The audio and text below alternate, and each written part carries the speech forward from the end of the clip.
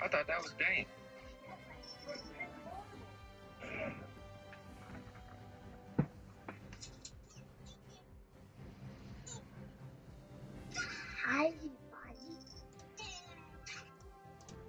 Together. You go on there and you destroy everybody. Yeah. How is that good black business? And you make the fan base of those comedians either yay or nay you or pick sides. Now there's some internal shit going on within the comedy community, which the black comedy community within our community. How is that good black business? Listen, I personally thought it was a divisive interview. Absolutely. That's what I thought. Absolutely. And Cedric the Entertainer, one of the kings of comedy, and one of the strong staples of comedy in the black culture and the black community. You described him as a walrus sitting up on the couch. Yeah. You know. Yeah, man, listen. A good number of people he talked about are people that I've interviewed, some of which are actual friends of mine and so forth. And what I would say is probably 80% of what he said wasn't even true. A lot of stuff he just made up. Do you see Adam Sandler going on platforms and shitting on his alumni, or do you see him working with them? Nick Swartzen wouldn't have a job if it wasn't for Adam Sandler, because Hollywood been trying to stuff Nick Swartzen down our throats for a minute. But everything that Adam is in, Nick is in. David Spade is in. Rob Reiner is in. Chris Rock is in. Is it not Rob Reiner? What's the guy? The comedian. Rob, I'm getting his last name fucked up. Rob Reiner is in some Adam Sandler movies. Is it Reiner or Schneider? Rob Schneider. Rob Schneider, yeah. Rob Schneider. He's a dickhead, by the way. Yeah. I met him once. But, my point is, Adam pulls his guys along. Why don't we do that? It's kind of a good point. Like, who are the people that... Cat does bring a lot of people with him. Like, Lunel is one of Cat's people. And that's beautiful. But again, wouldn't it be more powerful to have used that moment and that platform to really unite all of us? If your voice has power and your words have power, right? Wouldn't it serve us better to hear Cat Williams uplift these people than chop them down? And I can already read the comments. Here is you talk shit about... And let me say, I think one of the biggest misconceptions about me, because people go, you're a hater. All you do is hate on shit and talk shit. I also big up a lot of shit, too. You know what I'm saying? I big up a lot of people when I go, yo, this person's hot. I like what that person has done. That to me is funny. That person is funny. So, but if people want to dislike you, they not looking for the positive anyway. Look, Cat is good at causing controversy. I don't know if you saw a recent interview where he said he's responsible for telling Steph Curry to shoot more threes. No, I didn't see Oh, yeah, no, it. he's saying he's responsible for Steph Curry being the greatest three-pointer of all time. Okay. Not quite sure how this is possible. I don't think Steph. But Steph wasn't going to do what he naturally can do without. He waited for Cat to tell him to do it. And at that point, he decided to try it. Yeah. You know, but I mean, a lot of Cat stories. Like I remember me and Faison, we went on a whole thing where he's like, "Yeah, I used to steal car stereos and sell them for $2,000." And we're like doing the math. I'm like, okay, in the '80s, stolen car stereos, $2,000. I don't. These numbers are not numbering right now. I have no idea. Right. And he said that you pointed out is that he used to sell stolen radios for $2,000. Back in what, the 80s or something? Like, what? No. Alpine with the square knobs. Yeah, new radios were like maybe about 400. Yes. New, Alpine brand new. with the square face and square green knobs. From you go to Sears and buy a new radio, it'll cost you $400. Now explain to me how a stolen one will cost $2,000. A broken raggedy radio with the wires hanging out the back. $2,000. You know, I used to sell car stereos, so like I really understand. Like they weren't selling for $2,000 brand new, so a stolen one for $2,000. I don't know where this comes from. Right. You know, what was it? Michael Blackson. You know, he was saying how Cat said that he told her to build a school in Africa, and Michael's like, that never happened. Like, you know, there's just a bunch of stuff like that. Right. But look, if you get on a big platform and you mention a whole bunch of famous people and say ridiculous things about them, and a bunch of them respond, Gossip sells. it's going to be the biggest thing ever. Like, for example, right? This is something that I'm familiar with. There's a video that's going viral right now where this white girl said that the 50 Cent show in Las Vegas was the worst show ever. She made a whole video about it, and it was just saying how it's an awful show, and she's a 50 Cent fan, but this is the worst show ever. 50 Cent's Las Vegas residency might be the worst show that's ever come to Vegas. The theater was mostly full, and people seemed to be excited about it. But take a minute to listen, and then I'll share why I thought it was terrible. A day later, we went to that show. The show was great. Yeah. Completely packed. Great performance, great visuals, male and female backup dancers, went through all his big hits and like the underground songs like Whoop Your Head Boy and stuff like that. Yeah. Zab Judah was next to me, you know, he was going crazy the whole time. Nobody in that crowd walked away saying that was a bad show. Right. But it's going viral. 50 Cent had the worst show ever in Las Vegas. But no one's going to retweet when I put up, you know, when it was actually a really good show. I'm not going to say it was the best show ever, but it was a great show. But that's the thing. If you say something obscenely negative, it will go viral that much quicker. That really went viral? That went viral. Yeah. Ja Rule was commenting on it, reposting it, stuff like that. Yeah. No, it's a real thing. It's a real thing. It's funny because we saw it. We saw the video right before we went to go see the show, like the day before. But we'd already bought the tickets. But I can imagine if I had bought the tickets yet, I'm like watching it go, okay, well, maybe it's a bad show. Maybe I'll go do something else that night. Yeah. But this is how it works. Right. Like, there were no empty seats. Everyone's going crazy. Listen, if 50 just came out and did the old hits, that to me constitutes as a good show. Because you're hearing what you want to hear. Yeah, man. Listen, it is what it is. Wow. Negative comments will always outperform positive ones. And you know, it's unfortunate, but it really disappoints me because within my community, when you read even when I posted out a post, when I put out a post after he had did what he did on Shay Shay, again, the comments from within my own community in terms of the negativity. Oh man, you just hate him because you know you ain't as funny as him, or why you fucking with Cat and blah blah blah. He told his truth. He told his truth. And it's just we have been so mentally conditioned to just naturally want to be against each other that we don't even see the beauty in had he gone on there and did the opposite. Yeah. We're like high school kids. Oh, did you hear what he said? Oh shit. Yeah. Like grow the fuck up, man. I feel you.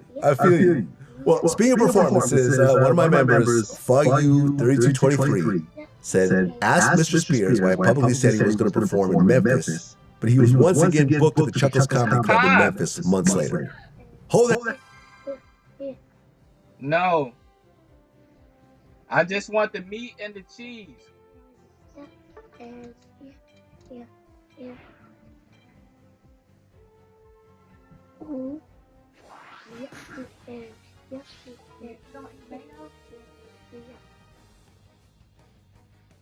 put mayo on it?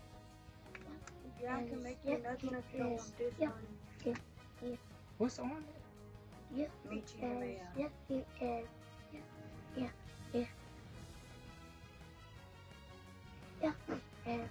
I got a paper plate.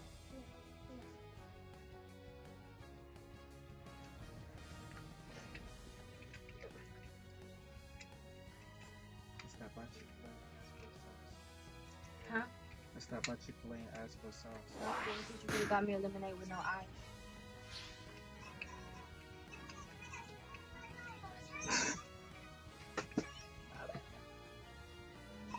My bad. Well, hold on. What's going on? This is bread. I toasted it for you. Did you cut it in half too? No, I didn't cut it in half. It broke. So you didn't give me the other piece? That is the other piece. Hold on. All of this? All of the bottom pieces are this size? Is what I'm saying? Okay. Cause you didn't. That's your other part right there. It didn't break evenly. That's the bottom part of your sandwich right there. What's up?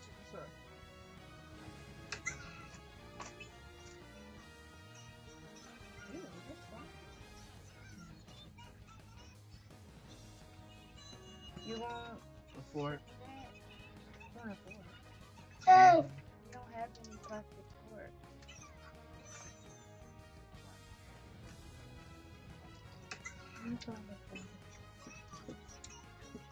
Oh, God. I'm about to cook me some now. I think there's enough. We cuddling and watching Go Guy? Yes, boy. We gotta watch the episode 9 minutes.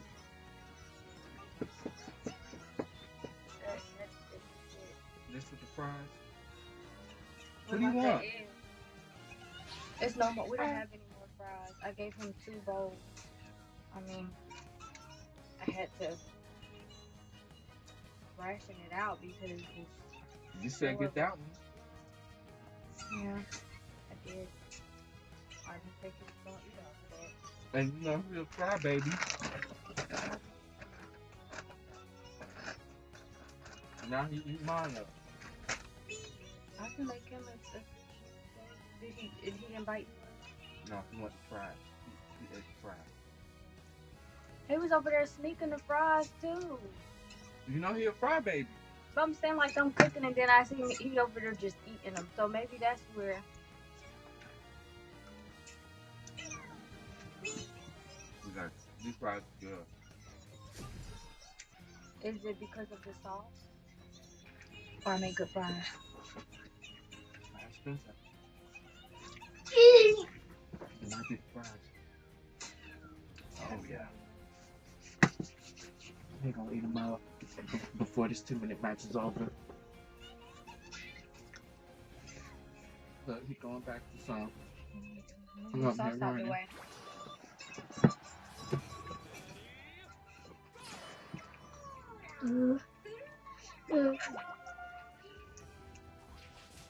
Get one.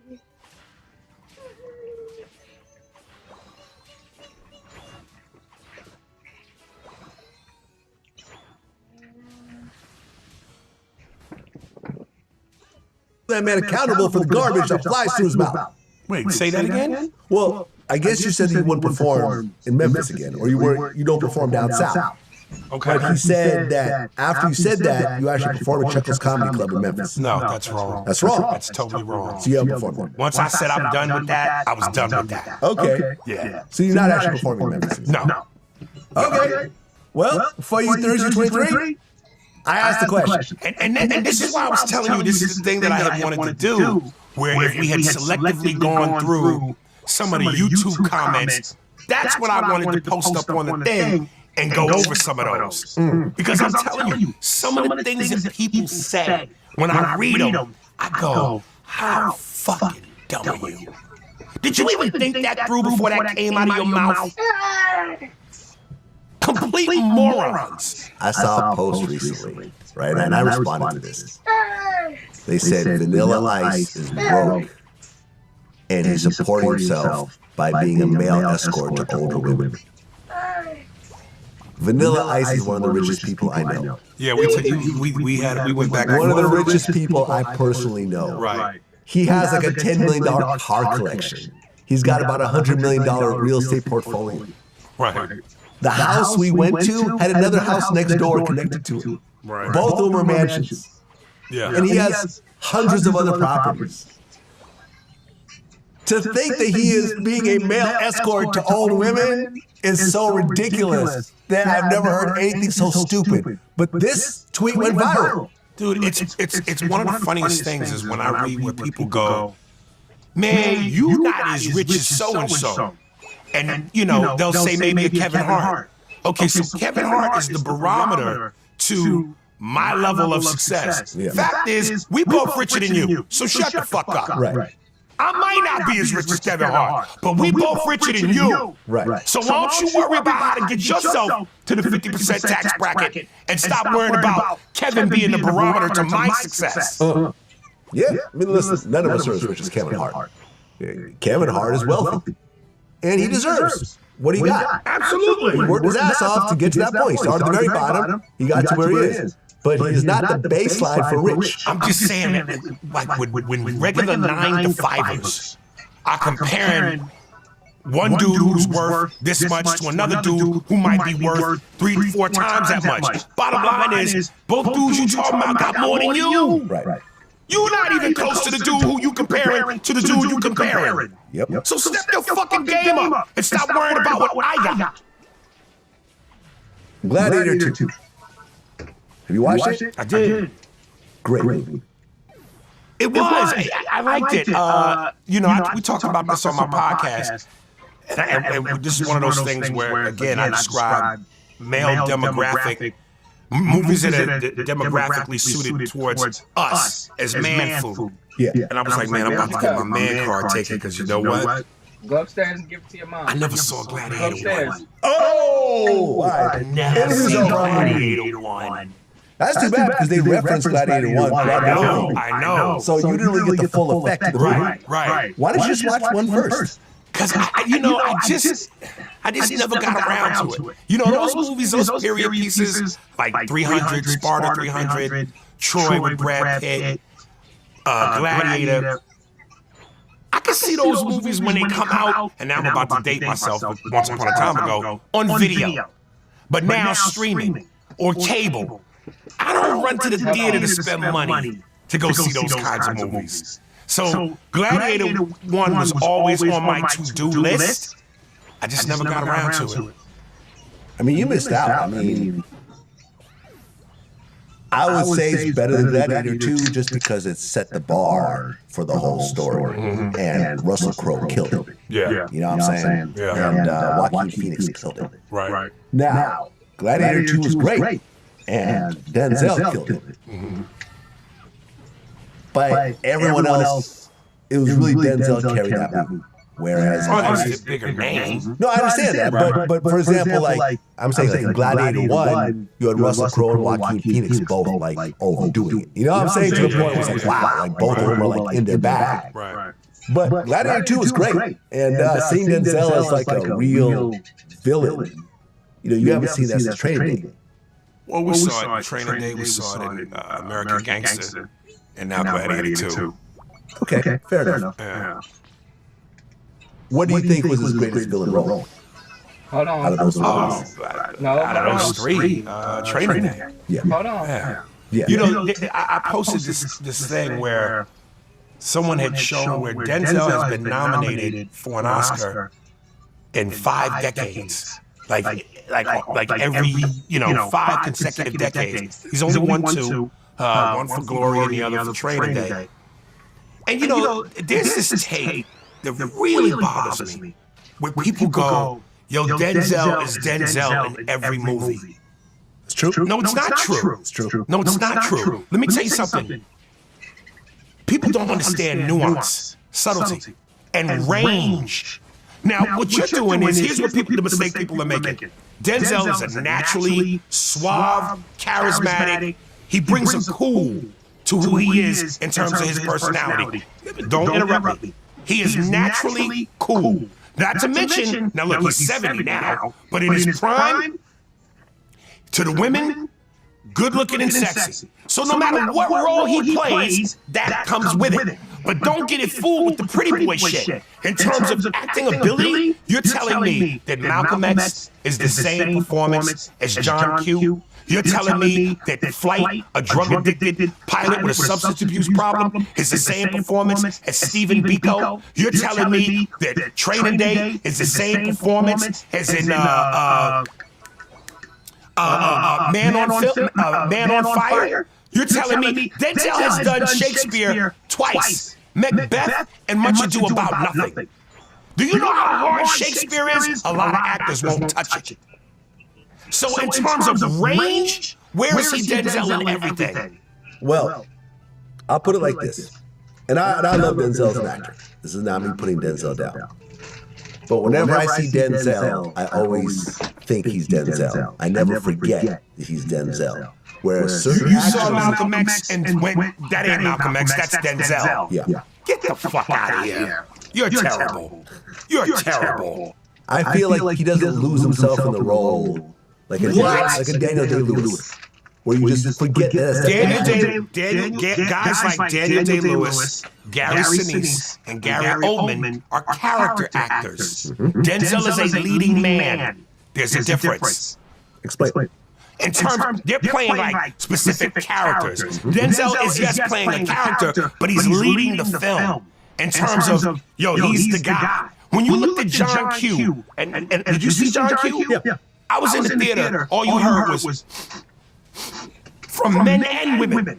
His emotions, when he broke down, I forget the actress's name, but when he's in that scene with the girl that's playing his wife, and it's James Woods and Anne Heche, and they're telling him what his son's condition is. Kimberly Elise. The emotion that came out of him, a lot of actors can't do that. Break down like that? Are you serious? Denzel is a juggernaut. A juggernaut. All right. I see your point. I'll give it to you. Listen, I thought he was a great actor. Always thought he was a great actor. He's never had a bad role. No, he's had a bad role. What's the bad role? That's subjective part. Which role do you think is a bad role? 2 Denzel movies I'm not a fan of. Virtuosity with Russell Crowe. I'm trying to remember. It's like the computer movie. Okay. And the one where he played that goofy lawyer, Roman Ezekiel Esquire. Oh, yeah. Those to me are the only 2 Denzel movies where I went, nah. Right, we had the Afro. We had the Afro. Yeah. But other than that, I love everything he's ever done. Well, he did an interview where he said he actually kissed a man in Gladiator 2. But then Ridley Scott said that actually didn't happen. He said bullshit. He said straight bullshit? That's what Ridley Scott says. He said, no, that's bullshit. They never did. They acted the moment. It didn't happen. Well, Denzel seemed pretty adamant in the interviews that he said it. Yeah. He kissed him. Yeah, he said, I actually kissed a man in the film, but they took it out. They cut it. I think they got chicken. I kissed a guy full on the lips, and I guess they weren't ready for that yet. But how would Denzel make that up? He said, I killed him about 5 minutes later. It's Gladiators, the kiss of death. Yeah. So who did he kill that he kissed, you think? Well, there is the scene in Gladiator 2 where he just straight decapitates the dude. Which guy? Remember when he cut his head off? Well, one of the Caesars, the twins. Yeah. Well, he killed him, because remember, the twins were fighting, and he got behind one of them and then helped him kill him. Cut the neck off the But he didn't kiss any of those guys. No, but what he's saying is, if it's the kiss of death, the kiss came before the death. So you're saying that one of the Caesars he kissed before? I don't know. I don't know. Because he also killed the other Caesar. Remember, he put the. Well, it could have been I'm in waiting there. for everybody. So if y'all haven't watched it yet, just turn this off. But yeah, you remember he put the needle in the guy's. Could have been in there. But if he's saying that he kissed the guy before he killed him, a la the kiss of death, then it could have been one of those I mean, dudes. because only 2 people died, he killed them. Right. So it could have been one of them. Yeah. You know, again, this is black people. You know, I love this. There was a moment where Bill Burr was on the Breakfast Club, and he's telling a story about how he met his black wife. And at one point, Bill said something that I guess Charlemagne thought was suspect.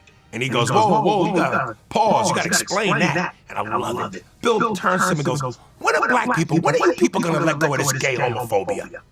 And it's like, you know, black people grow the fuck up. It's like, I saw so many clips where people went, damn, Denzel, they got you. You done gone your whole career. And you've been our black hero, the black alpha male that's never done anything suspect. And you saying you kissed the dude? Damn, my nigga, they got you. Listen, it's called acting. It's called performing.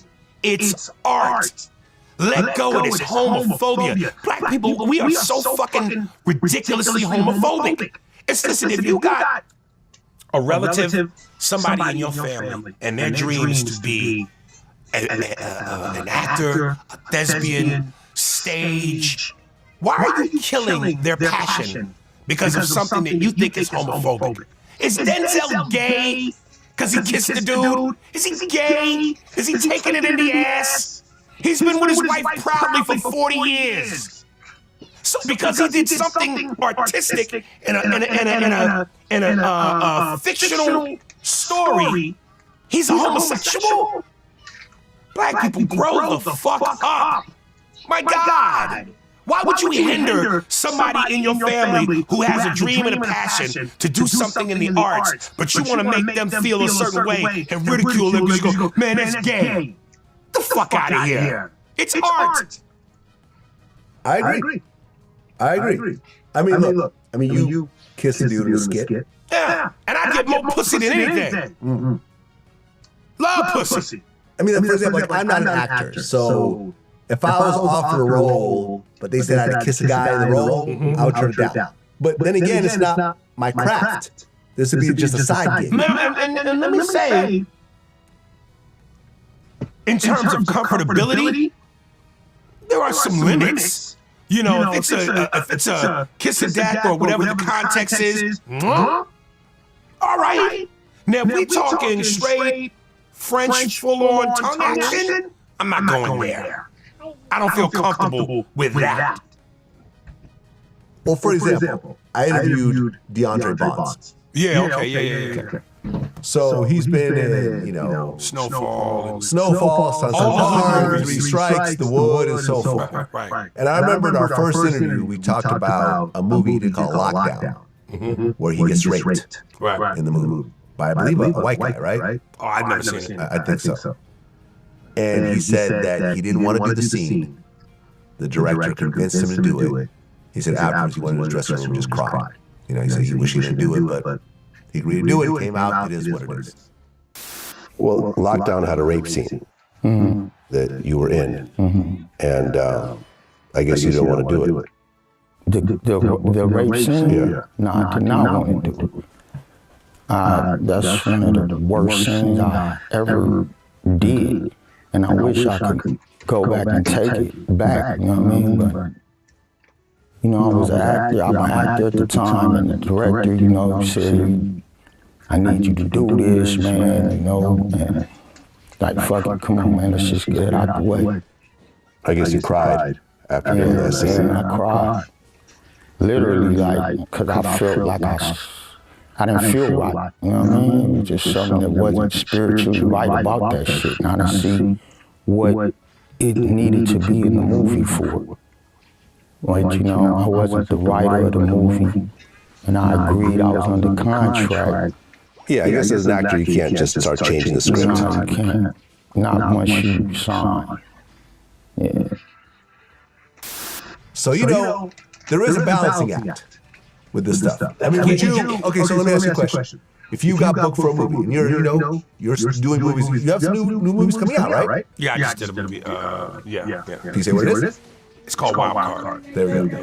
Who else is it? Leon and Elise Neal. Oh, okay. It's a nice cast. Yeah.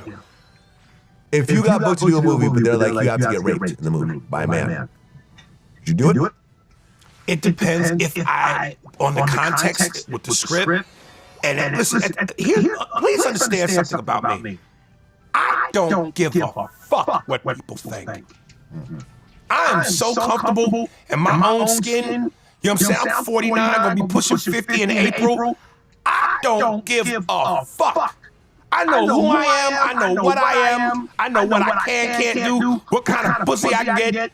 I'm comfortable. I don't have no problem paying for pussy, directly or indirectly. So nobody's words shake me. It's just a question of if I feel comfortable or not, if I want to. And I don't care. It could be Ridley Scott. It could be what's some of the top directors in the game? Scorsese, Spielberg, Soderbergh, Spike Lee, Tyler Perry. Nobody's convincing me to do anything I don't want to do. Have you turned down roles because of the context of the role? I've never gotten those kind of roles. Okay. I wish I could have an opportunity to go, oh shit, yay or nay. But I've never been, you know.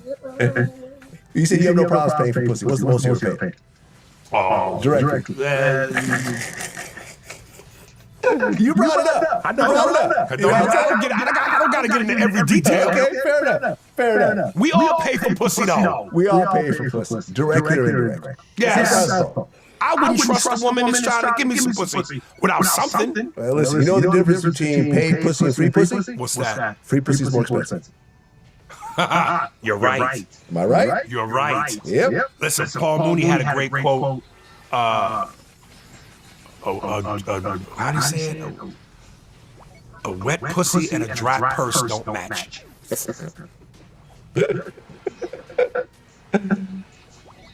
Well, since our last interview, Mike Tyson fought Jake Paul. Boom! Okay, now be honest before you answer this question.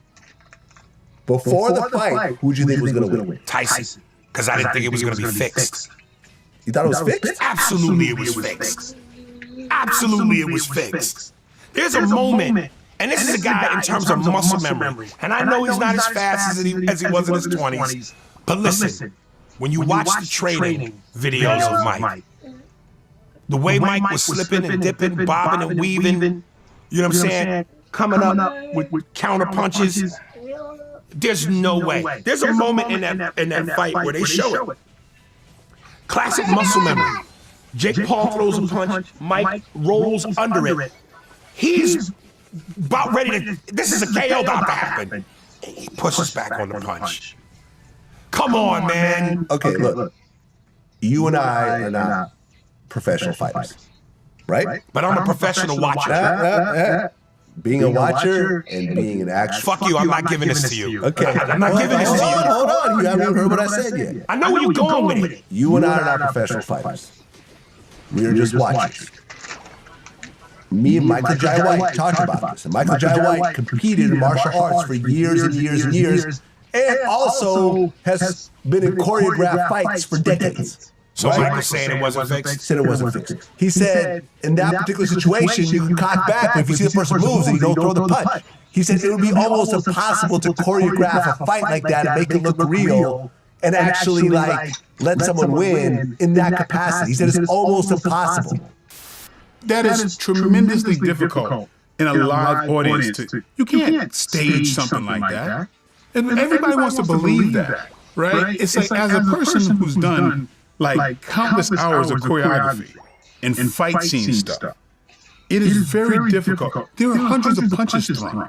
They both threw punches meant to knock each other out, plain and simple. So any shit you talk about, like a fix, shut the fuck up. Because even the first punch Tyson threw, if Jake didn't realize, he could have been knocked out. And several punches that Jake threw that hit Tyson, people don't understand.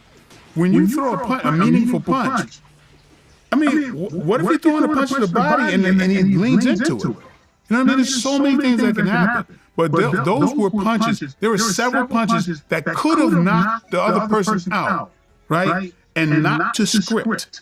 If it landed harder or if the person didn't move at the last second. And you can't practice that shit.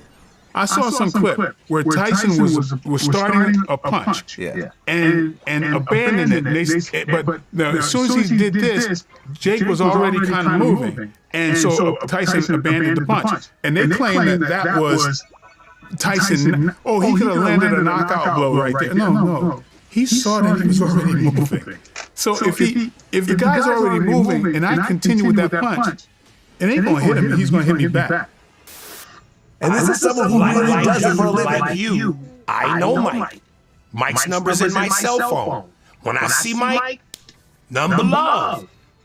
But I'm telling you right now, I saw when he was on here and said that in a boxing match, he would beat Mike Tyson. I love Mike. Mike, you out your fucking mind. Now, if it's on some karate shit, martial arts, using your legs, Mike's dust. But straight up boxing? Nah, Mike. But you and Tyson are roughly the same size, roughly the same weight, and roughly the same age. Number one, if you got a call to do the next exhibition match with Tyson, would you do it? Of course. Of course. To box Mike Tyson? I would love that. Here we go. This is a Vlad TV world premiere. Michael Jai White agrees to box Mike Tyson. Of course. Why would I not do something you like would that? agree to. Are you kidding? Like, why would I not? Okay, so here's the next question. Do you think he would win? Yeah, of course I think I would. Well, I said that to say this. I understand that Mike Jai White is a supreme martial artist. Yes. But martial art ain't boxing. It's not boxing. It's part of it, but using the legs. So it's not part of it. And your hands. Okay. Your martial arts is just legs and your hands are tied behind your back. I know, but it's two different styles of fighting completely. Michael Jai White is not a boxer. It's a related I style. don't give a fuck. Michael Jai White is not a boxer. Okay? So he can sit there and go, oh, it wasn't fixed. Bullshit.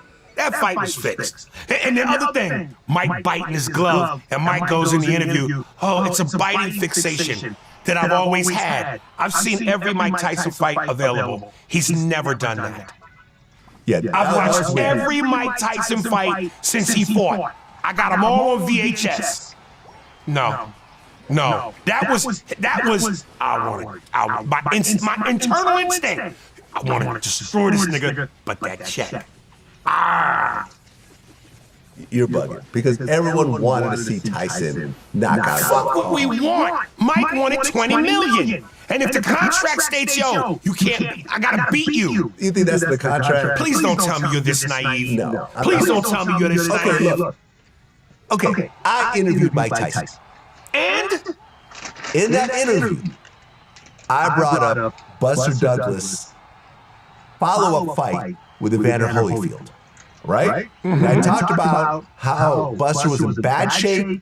He was fat, overweight, didn't throw any punches, got knocked out, and was basically like, give me my money. Did that surprise you? No, it didn't surprise me. But I asked Tyson what he thought about that whole fight. And what he said was, look, some of us have a different bloodline than others.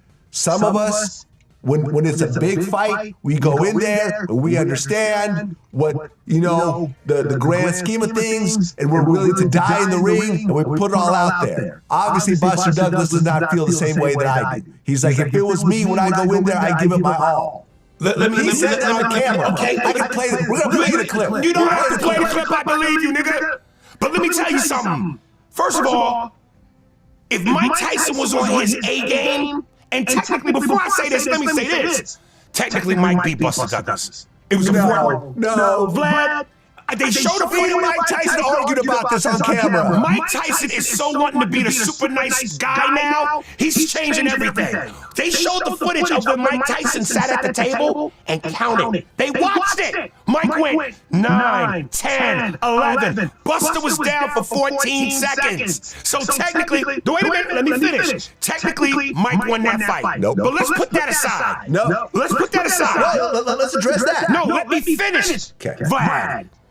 If Mike Tyson was on his A game mentally, the way he was prior to the Robin Givens fiasco, Buster shouldn't have won that fight. So what Buster did was Buster got lucky. He won a fight, the biggest fight of his career. But then you go on to your first title defense and you get KO'd by a legitimate Evander Holyfield. Buster was never supposed to be in that position. Ever. He caught a Mike Tyson that was slipping, a Mike Tyson whose headspace wasn't right, a Mike Tyson who technically won the fucking fight. He was never supposed to be in that position. He got lucky. Okay. If Buster Douglas was a legit dude, he wouldn't have been a one-hitter quitter. He would have beat Mike, beat Evander, and he would still be he would have still been boxing in that 90s reign. In that 90s reign, Holyfield, Riddick Bowe, Mike Tyson, Evander Holyfield. Buster would have been in that neighborhood. He wasn't. Okay. When I interviewed Tyson, he still was saying that Buster Douglas had a long count. He's never let go of that. Okay. And he's right. But look, if you watch the fight, and I've interviewed both Tyson and Buster Douglas about this. What you think Buster's gonna say? It doesn't matter what he's going to say. It does matter what he's gonna say. Listen, I watched the tape over and over again. So did I. These interviews.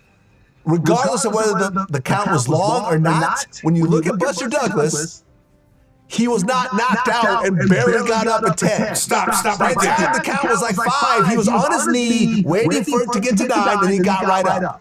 Okay, but You saw it. let's do the He math. was ready. I He was did ready see to it. go. I did see it. Am I right, though? Wait, Am I no, right? you're not right. That's why I'm arguing with you. When he knocked Mike Tyson down, Buster didn't go immediately to his corner. Mike was on that canvas. I mean, not the other way around. Mike didn't go immediately to his corner. Buster was on that canvas for at least 5 or 6 seconds before the ref started to count. Before the ref started to count. Watch the footage, Vlad. Buster was ready to go by around the 5 count. He just had a few more seconds so he could rest a little bit longer. He didn't barely make the count. He was on one knee. It was Do you remember? Was he on one knee? It was Was he on one knee? He might have been. Or was he on his back? He was on one knee. By He's the just time- still down on your knee. It was a 14 count. I disagree. Okay. I disagree. You got evidence and you go and you disagree. I disagree. I would hate to have you on a jury. They show you the fucking tape that exonerates me, and you go, I disagree. You know what's actually interesting is I just did an interview with Mitch Green. Remember him? Yeah. Another loudmouth nobody. Mitch is in bad shape these days. Wow. Let me show you. Any nigga that had a Jerry curl is going to be in bad shape today. Let me show you. I'll just play you a short clip of what Mitch Green sounds like now. Yeah, you know you hear me. That's the hair way back to Jackson. If he walked up on me, he'd have me. You decided to become a boxer around what, 18 or so? Yeah, around 18. Okay. Yeah, around 18. I wasn't going over at 7'6". Yeah. A lot of them dudes sound like that. Yeah. Yeah, I mean, it hurt me because he could barely walk. 2 of us had to get him off his seat. Really? Like we had to pull him out of his seat and help him walk to the door. Really? You know, and he kept asking about the money. I finally gave him the money, he put it in his sock. Old school. But yeah, he could barely talk. He can't really walk. He had a cane. Yeah. And yeah, man. And I remember. Listen, Riddick Bowe is my guy. Every time I come to Tampa, He's in the worst case. He's in the worst. And I've interviewed Riddick Bowe. no, he's not in worst case than that. Oh, yeah. No, he's not. No, Riddick is way better. just Riddick is saw- way better than Mitch Green. Oh, Riddick is better. Oh, you mean? Yeah. Oh, okay, I thought you said Riddick was Yeah, better. no. No. Mitch Blood Green was the only person we've ever interviewed that we had to put subtitles through the entire interview. Listen, Because man. I felt that nobody would understand him unless we did that. Yeah. I mean, you know, like I said, Riddick's my guy. Every time I come to Tampa or Orlando, he'll come to the show. But you know, his speech is off. It is. And you know, those dudes. That's why I said, you know, the one thing about Mike Tyson is Mike never fought wars. Mike never was beat up. He lost, but he never was beat up. Yeah. That's why his faculties are all still there. Yeah, completely. Yeah. Completely. I mean, him, Lennox. Who else? Zab Judah. I mean, the lightweights are all good, pretty much. Yeah. You know, obviously Mayweather. Yeah. Like, you know, it's the heavyweights you kind of have to worry about. Yeah. Once you get to these heavyweights that have been, you know, the Muhammad Ali's, Right. the Riddick Bowe's. Yeah. You know, I didn't realize this, but like we interviewed Larry Holmes. Yeah. And although his speech was good, I did the interview remotely, and my staff said that he really had a lot of problems walking. Really? Yeah. I didn't know that at the time. But yeah, man, boxing. Yeah, I mean, I feel sorry for people that really devote their lives to it and really kind of just give up, you know, the tail end of their lives to the sport. Yeah. You really get messed up. But Mitch Green was by far the most damaged person that I've ever interviewed, to the point where we really considered not even putting out the interview. Really? Yeah. But you did, though. But we did. Cha-ching! Get that money, nigga! Well, I mean, it wasn't really about the money. It was like, well, Then what else? he came in to do the interview. You know what I'm saying? He spent his I time. think he cares if you would have aired it or not. I think he would have. I think he would have. I think he came in, he did the interview, spent his time, and I'm like, if you put this You think he'd want people to see that? why else would he come in? To get the money. It wasn't that much money. To somebody who ain't got none, that's a lot of money. Look, I mean, look, people can decide one way or another. We decided to ultimately put it out. But the guy that got us the interview, he had a whole bunch of boxers, and we started going down the line. It's like he had to admit at that point, yeah, this guy, you know, can't really talk very well. You know, this guy can. So we have a Michael Spinks interview coming up, and he could actually speak well. Michael Spinks. Michael Michael Spinks. I'm thinking Leon Spinks. Yeah. I think he passed away, too. I think Leon Spinks died. Leon Spinks? Let me see. Yeah, he did. Leon Spinks died. Yeah, he died in 2021. Yeah, you're right. Oh my gosh. I didn't realize he had no teeth. Oh, yeah, Richard Pryor. Yeah, Richard Pryor had a great joke back in the day. He used to, I ain't got no teeth. Like, he did it. He was imitating Leon after a fight. I ain't got no money. I ain't got no woman. I ain't got no teeth. Didn't you do the intro to Fat Joe's new album, one of the songs? You did Tony Soprano. Yep. Okay, can I hear the... I wrote this thing. The concept was something about how everything is changing. I can't remember word for word, but it was to the degree of everything is fucking changing. Everything is therapy this, therapy that. Guys are not fucking real anymore. They're not fucking couples. You keep your head down and you become a good nerd. You keep your fucking mouth shut. Yeah, so something like that. Yeah. So did Joe actually pay you for that, or did you just do it? I did it off the strength. Okay. You know? I mean, Fat Joe's a legend. Yeah, and listen, this is one of the dudes who I grew up on. Yeah. And rap. And incidentally, I know where I fucked up too. I felt so bad. I hated myself. But when I was giving you my top list of rappers better than Kendrick, you know who I left off? Fat Joe? DMX. Oh, yeah. I didn't say DMX. So I fucked up big time with that.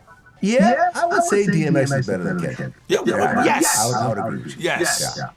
Without hesitation. Because Kendrick did not do what DMX does at all. Yeah.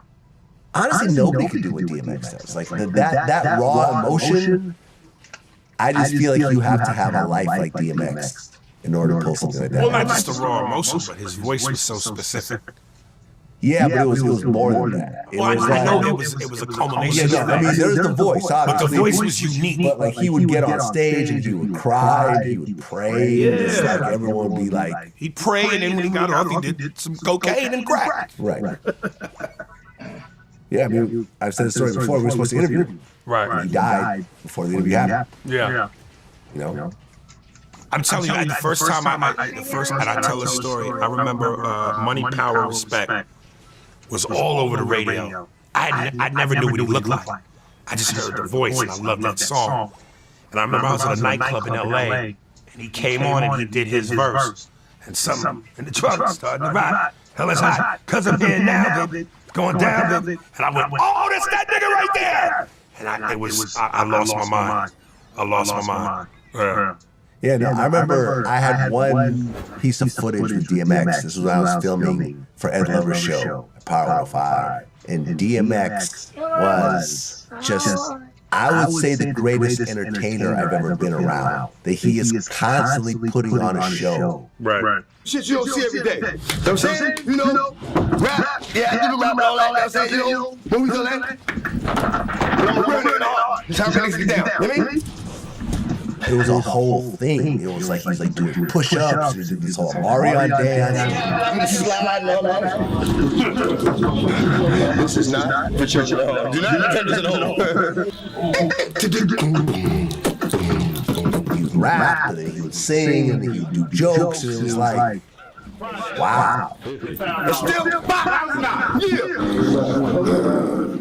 And it was just a guy with a camera. He wasn't even on stage. Right. This is before he even did his interview. Explosive. No, he was explosive. Yeah. Nah, man, it was unbelievable. This is why, you know, we paid him to do the interview before the interview even happened, and we lost all our money, but it was like, yo, I really wanted this interview. Right. Like, it's DMX. Yeah. Would have been his last interview if we'd actually done it. Right. You know, rest in peace. Greatest ever, I feel.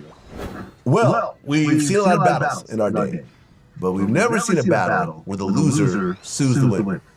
But recently, Drake has sued Universal and Spotify for defamation and boosted streams, saying that they basically pushed a Kendrick song, which defamed him, accusing him of being a sex offender and so forth. And, you know, he wants millions of dollars. Over the rest of his gazillion dollars? Over the rest of his gazillion dollars. Say they boosted the views, which is something they've probably been doing for him for years and years. I mean, you know, was it more of a, I'm embarrassed because Kendrick got the best of me thing? Right. Yeah, that doesn't surprise me because, listen, I saw a clip on social media, and this is, you know, when Drake was in his much younger days, where he's supposed to spit a freestyle over a Funk Flex beat. And he never spits the freestyle. He just keeps going, yeah, hi, about to kill us. Yeah. Okay. And I'm saying that to say, listen, man, and this ain't got nothing to do with the it ain't my era thing, even though it's not my era. I don't think Drake has ever been a strong rapper. He's strong for what this generation calls for. But as far as a straight spitter, and we just said it, DMX, Jadakiss, Nas, Jay-Z, Biggie, Big L, Big Pun. Drake don't come in that category at all. Well, I mean, are you really surprised that Jewish guy is suing? Well, Canadian Jew. Canadian Jew at that. He'll sue you and apologize. That's right. You know, listen, if you're a Drake fan, you're a Drake fan, but that's why I've never been a Drake fan. Well, when I brought this up with Deal, he called the lawsuit the most caring shit he's ever seen. Caring shit? Caring. The most caring shit he's ever seen. The bottom line is, that was the most caring shit I've ever seen. That's the most caring shit I've ever seen. Imagine if Biggie sued Tupac for allegations about him sleeping with his wife. Let me ask you something. Before I'd have sued you about hurting my career, I'd have sued you for calling me a pedophile. Right. Imagine if Jay-Z sued Nas for calling him a homosexual. Right. But this is the problem. This is why I think what Kendrick did to Drake, it was like that Milli Vanilli shit. It was like all of a sudden you weren't what we thought you were, and you prove it by Milli Vanilli. The mics went off. They were lip syncing. This, you try to sue a dude because he said something you didn't like. Only a white dude is gonna call the police. This nigga threatened me already. It was the most caring shit I've ever seen. He's embarrassed. That's all. Yeah, suing over it. Hey man, you know, when a nerve is touched so deeply, you know, who's to say where one goes? I mean, look, man, Drake is in his bag right now. I mean, I'm almost thinking that the lawsuit is set up so Kendrick doesn't perform Not Like Us in the Super Bowl. That's what I think. I don't know if I'm getting these artists mixed up, but was it Kendrick or someone bought wherever the person was going to perform, they bought all the tickets. So that the audience, there would be no audience. I mean, 50 Cent allegedly bought a bunch of tickets for a Ja Rule concert, so it'd be empty. Recently? It was a while ago, and Ja Rule addressed and said it wasn't true. Okay. That's some funny petty shit. Oh, yeah. The 50's petty. Yeah. 50's the pettiest person I know. You know what I'm saying? Like, I've been on 50's bad side, a few times over the years. I try to get out of that zone and back into his good side whenever I can. Right. Because I know that he can out-petty me a lot. Yeah. You know what I'm saying? He will sue just for the sake of suing. Right. He's got that throwaway sue money. So, gotta be careful with people like that.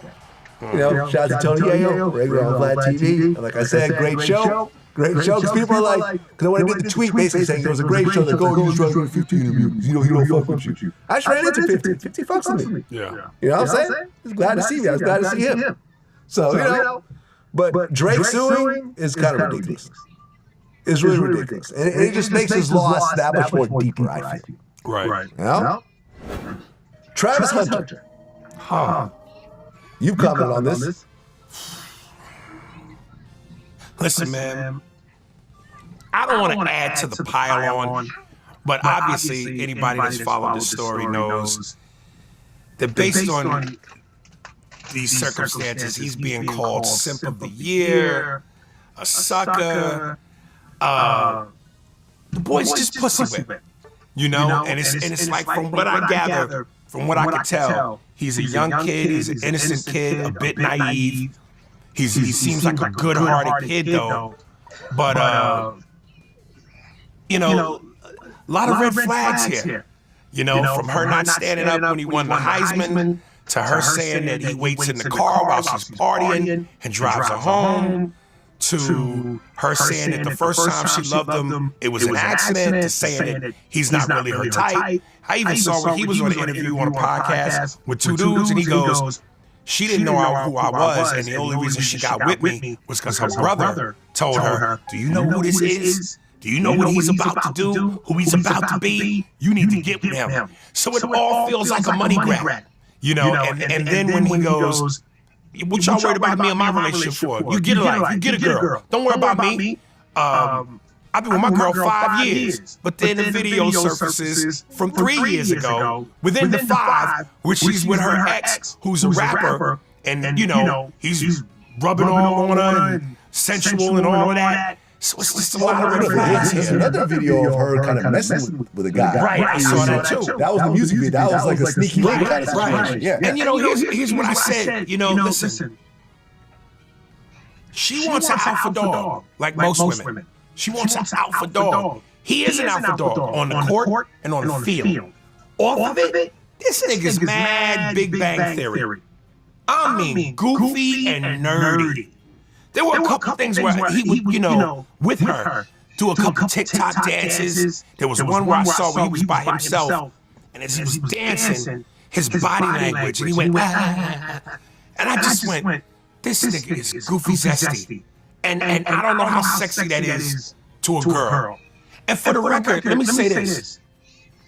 This popular trend that's going on right now, this TikTok dance, the Tupac challenge, I love it when you put your ass and your hips out. Got me morning to bed about to pass out. No man should be doing this dance. There is no reason for any man to do this and this. That is the zestiest shit I've ever seen. Well, look, I commented on this, and people, of course, argue. And on the field. Off of it, this nigga's mad Big Bang Theory. I mean, goofy and nerdy. There were a couple things where he would, with her, do a couple TikTok dances. There was one where I saw where he was by himself, and as he was dancing, his body language, and he went, and I just went, this nigga is goofy zesty. And I don't know how sexy that is to a girl. And for the record, let me say this. This popular trend that's going on right now, this TikTok dance, the Tupac challenge. I love it when you put your ass and your hips out. Got me morning to bed about to pass out. No man should be doing this dance. There is no reason for any man to do this and this. That is the zestiest shit I've ever seen. Well, look, I commented on that. That nigga's stupid.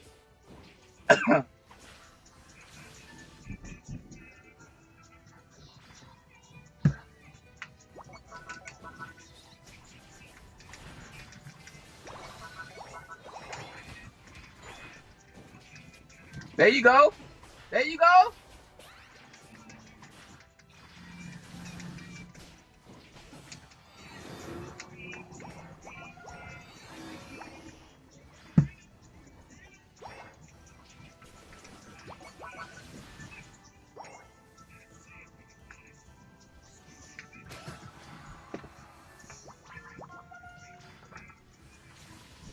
And people, of course, argued with me, but, I believe the comment went viral. And what I said was this. There was one where I saw where he was by himself, and as he was dancing, his body language, and he went, ah. And I just went, this nigga is goofy zesty. And I don't know how sexy that is to a girl. And for the record, let me say this. This popular trend that's going on right now, this TikTok dance, the Tupac challenge. I love it when you put your ass and your hips out. Got me morning to bed about to pass out. No man should be doing this dance. There is no reason for any man to...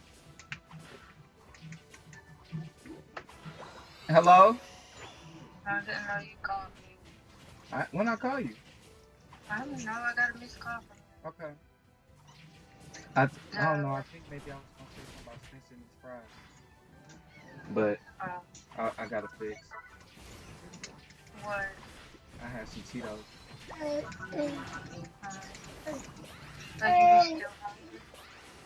He was eating up my fries. And I wanted you to, I don't know, shit. I don't know why I called you. I was watching the mattress page. I don't want. You don't want to sleep in? You don't want to sleep in your bed? No, but I don't want you to come to sleep before the mattress page. Okay. I'm laying down right now. I'm getting some. Alright. Okay.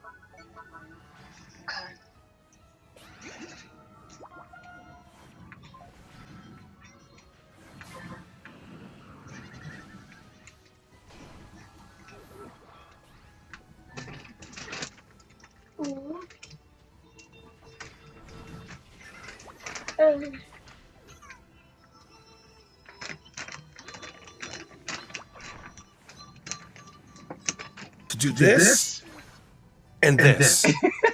That is the zestiest shit I've ever seen. This nigga's so funny. Well, look, I commented on this. And people, of course, argued with me, but, I believe the comment went viral. And what I said was this. These two are barely out their teens. They're barely out their teens. How much dumb shit have you done around women when you were 19, 20, 21? You've never simped. You've never had your heart broken. You've never cried over a girl. No, crying don't make you a simp and a heartbreak. What makes you a simp is doing simp shit. You've never done simp shit when you were young? No. Well, there's a whole lot of dudes, I promise you, that will tell you no. And you know why? Because they had men in their life to guide them. Obi-Wan Kenobis to teach them. One of my questions was, where's this nigga's father? Where's his mother? A black woman is supposed to, 99.9% of the time, a black mama, a black auntie, a black sister, a black friend, a black grandmama gonna jump in and go, baby, this bitch ain't the one. And you about to make all this money. Vlad, this is what you do. And I'm trying to keep my composure for 2025.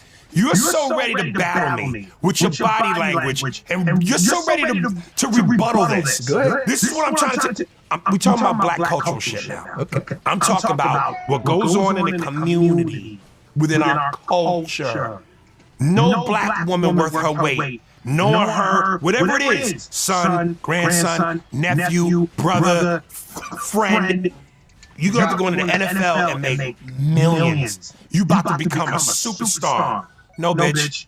They would protect him from her. So that's why I'm going, where is his mother and father? Where's his uncles? Where's his niggas? His homies go, hey, bro. May I retort? Go ahead. When you are in love for the first time ever, in your experience, when you experience a set of emotions and a sexual connection you've never had, right? The first time that happens to you, there's no person on earth that can convince you to leave that person. You have to go through the motions. Now, I understand that in this case, there's potentially millions of dollars involved. And it's more of a drastic situation if it goes wrong, if he gets her pregnant and then, and he gets played out and whatever else. But how many professional athletes get girls pregnant when they're 18, 19, 20 years old? And whatever, they pay their child support and life goes on. He's making the mistake of saying, even though people are telling him, Deion Sanders said, I'm going to do your prenup. It's going to be this thick. Oh, he said that? Yes, and this dude goes, I don't want no prenup. I'm going to marry her next year. We're going to have 2 kids. Nigga. Okay. Let me say this. 60% of marriages fail. 60%. Poor, rich, black, white, Indian, Latino, Spanish, I don't care. 60% of marriages fail across the board. So if you don't get a prenup, you're an idiot. Doesn't matter who you are. That's why I'm telling you, look, heartbreak, we've all been there. There's nothing wrong with that. Don't make you a simp. If you get your heart broken and you cry, now not wanting a prenup, wanting to marry her, wanting to have babies with her, and you ain't even signed your first contract yet. That's crazy. Waiting in the car while she's in the club dancing, and you're waiting in the car? And listen, he don't drink, he don't smoke. If that's not his scene, I get that. But you could go in the club and wait. You're going to be in the car listening to music. Be in the club and listen to music. Why are you in the car, nigga? Look, man, we all got to go through our mistakes. These are not 35-year-olds that have been through multiple relationships that understand the nuances and the ebbs and flows of how things go. We've all been played out by women. I've been played out by women. You've been played out by women. Not played out. You've never been played out? Not played out. I've been played out. I've been heartbroken. Not played out. Dude, let me tell you, when you have the right men in your life, their sole purpose is to put you through the proper steps so you don't get played out. Played out and heartbroken, 2 different things. You can be heartbroken, but played out? No. Who's teaching you? Who's guiding you? I feel that a lot of times when you're in a relationship, you don't want to tell other people what really goes on in the relationship. Because if you end up staying with a person, you're going to end up looking dumb to the people you told. Like, you know what I'm saying? It's like, you're with a girl, and you're like, yo, she cheated on me. Oh, man, you go, yeah, I'm leaving her. It's done. It's over with. And then 2 weeks later, you're back with her. You got to go to your man and be like, yo, what's up with that girl? You still with her? Thought she cheated on you. Yeah, we worked it out. So you don't want to look dumb to your man, so you just don't tell him what happened. That happens all the time. So people just keep it to themselves. Now, with this situation, it's getting played out to the world. So we all get to see it. But what I'm saying is these situations happen every single day. Now, do I get played out by women at 51? No, absolutely not. But you can be. We all can be, but because I've had decades of relationship experience, I understand the signs, and I understand how things work, and I understand how to set boundaries and so forth. But we've all been in bad relationships. We've all been abused by women in our own way, and we all have our scars and everything else like that. But when you're barely out your teens, you don't really know what you're in for yet. You think this is the whole world. This is all you know. You think this person is your whole future. You don't look at anyone else. He's obviously deeply in love. Now, she may not feel the same way. She even said, she went, one, he's not my type. Two, the first time I told him I loved him was on accident. And it's like, listen, man, I'm not here to judge the man's looks, but when you read some of the comments, there was one particular picture where they showed him in his high school football uniform. Now he's gotten his teeth fixed. But, you know, again, when you're young, high school, you're far from who you're going to be once you turn 20 or 30. But yo, it looked like my man been chewing lit M80s. I mean, them teeth was jacked. And he even said, never had a lot of luck with girls in school. Right. You know, Look, this is all I gotta say. That was a good fucking hit. And I'm just glad you didn't cash out. I always see people, why they only giving me this much for cash out? I be telling people, these betting apps, they're not on your side. They're trying to take your money. They don't want to give out money. That's why they put them big numbers in your face for them parlays, because they know the chances are very unlikely. So they put all the money. Oh, I can get all this for $5. Yeah, if all those things happen, yeah, you could, but I know it ain't gonna happen. That's what they be saying. And people be like, oh, my bet is close to hitting, but they ain't giving me no cash out. Or why is the cash out so low? Because they don't want to give you no money. That's why. I always, whatever I bet, I expect to lose it.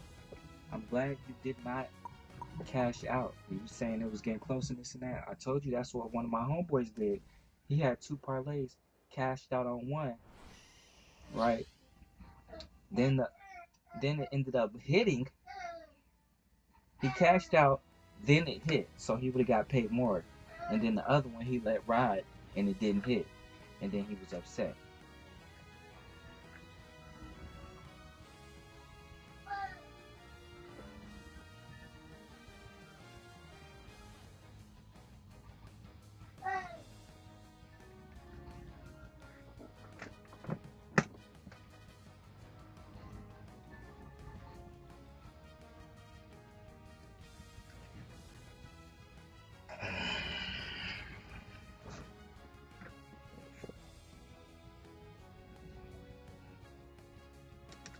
women didn't find him attractive. Right. But to even more to my point, how old are you?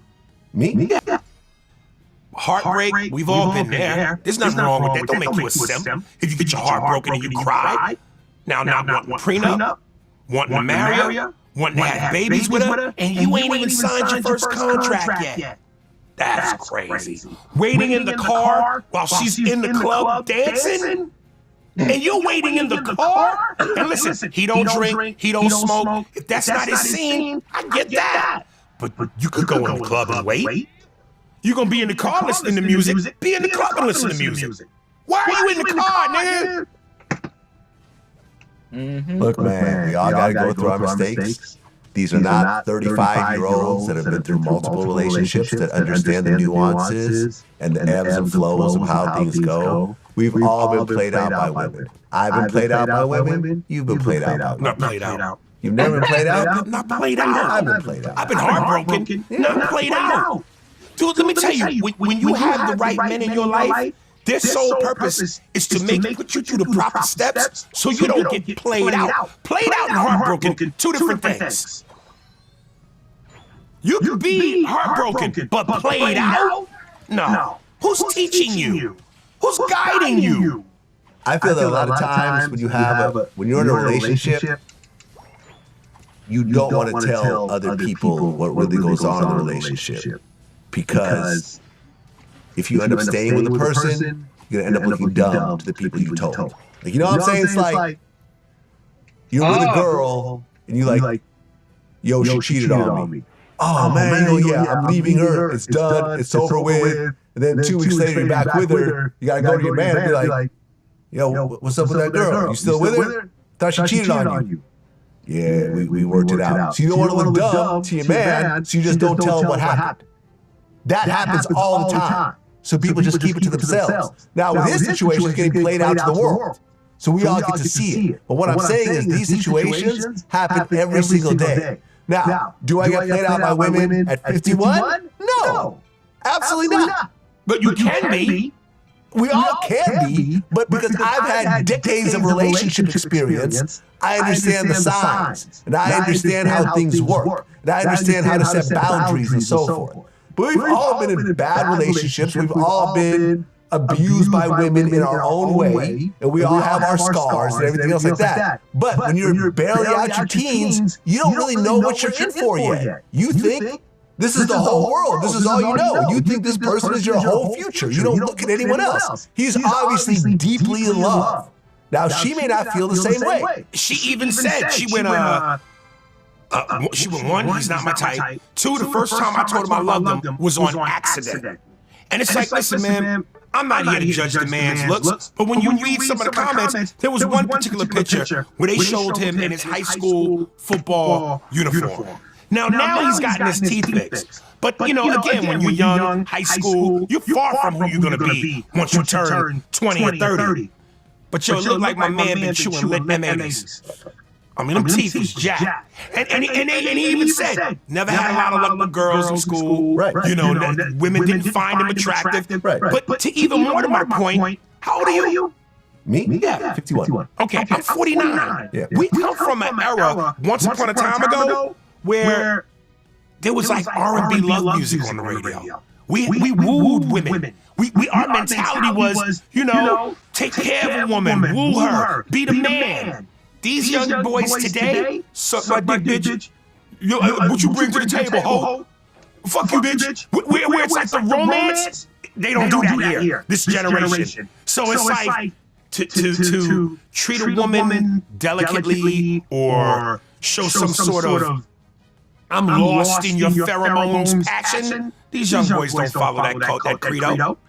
Look, he's a goofy kid who never had luck with girls. He finally gets a girl that he actually finds attractive. Now, from the outside looking in, I look at her, she's about, I don't know, 6.5. A lot of people were saying that. In my eyes. Right. But to him, this is probably the hottest girl he's ever had. The only pussy he's ever had. Right.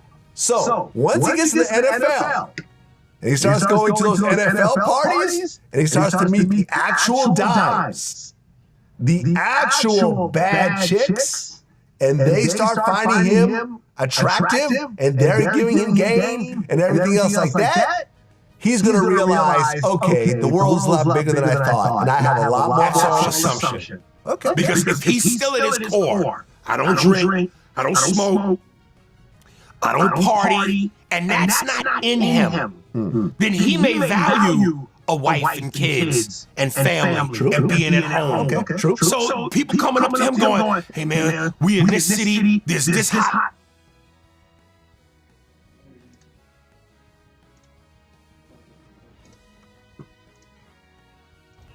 Yo, you're not lying, because they already got me on the on one of my parlays. I just sent it to you, but no, I'm talking on the phone.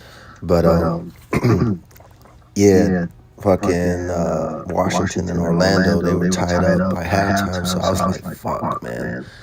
Let me at least get my money back. And then fucking Orlando took off on their ass, and I was like, oh, they about to run it up on them. So I said, fuck it. I went ahead and put another 2 parlay in there. And I got their ass back.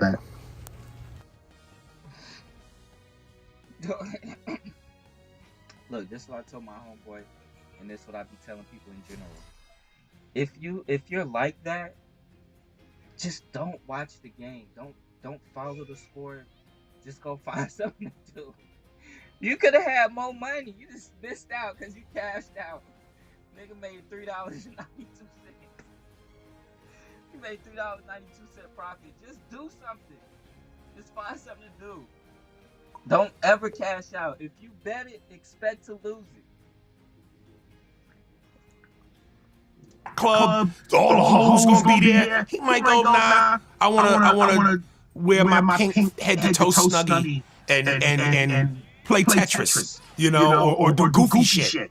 Look, I interviewed Darryl Strawberry, and he said through all his years in professional baseball, he only knew one player that actually was faithful to his wife. I have played, I have seen it with my own eyes, and I've seen even some of the goody two-shoe players that thought they were good end up in divorce, you know, when they were playing. The only guys I never seen end up in divorce that were real guys and that lived the real way was Gary Carter and Mookie Wilson. Two players that I can say that I saw really didn't womanize, really didn't drink, really didn't go out to the clubs, didn't go out to strip clubs. They didn't do all of that. What most of us were doing. And think about how many players, how many teams he's played on. Travis might be that dude. He might be that dude. But when you look at the law of averages and percentages, once his eyes are open, and he doesn't have to go to the park. He can go back to his hotel. He walks the lobby, and it's like, oh, who is this? Right. That's all I'm saying. Well, let me tell you this. They'll find you. I think the only way he snaps out of that, if she is, when they get married, going to be the loyal wife, the stay-at-home mom. She might be. Then you know what? She might get into another mode. That relationship could blossom into something special. But if she goes, I got the money now, I'm out, divorce, give me half the shit, I'm taking the kids, that might devastate him enough to go, now I'm woke now. Yeah. I would hate for that to happen to him, because that's tragic. I mean, look, we're all sitting there hating to happen to him. We don't know this guy. This is not our little brother. This is not our cousin. This is not our friend. It's not watching it from the outside. But let me address that though. Two things. One, we don't know him. He's not related to us. But as men, as men from one brethren to another, we want to look out for him. Going, hey, my nigga, yo! We want to look out for him. You know what I'm saying? Listen, I'm not going to say who it is, because I won't be invited to the wedding if I say who it is. But someone I know who is engaged. We said I made $3. Yo, you got me geeked right now, son. But yeah, they got my ass, bro. I was like, fuck. Because I beat my anxiety be going off. I'm like, fuck, bro. I swear they should be up by more than that. I can't. Sometimes I just can't. Like, I gotta focus. You know what I'm saying? I gotta watch that shit. But you right. Just let that shit go. Just let that shit go, bro. But nah, they got me. Got my little $3 and some change.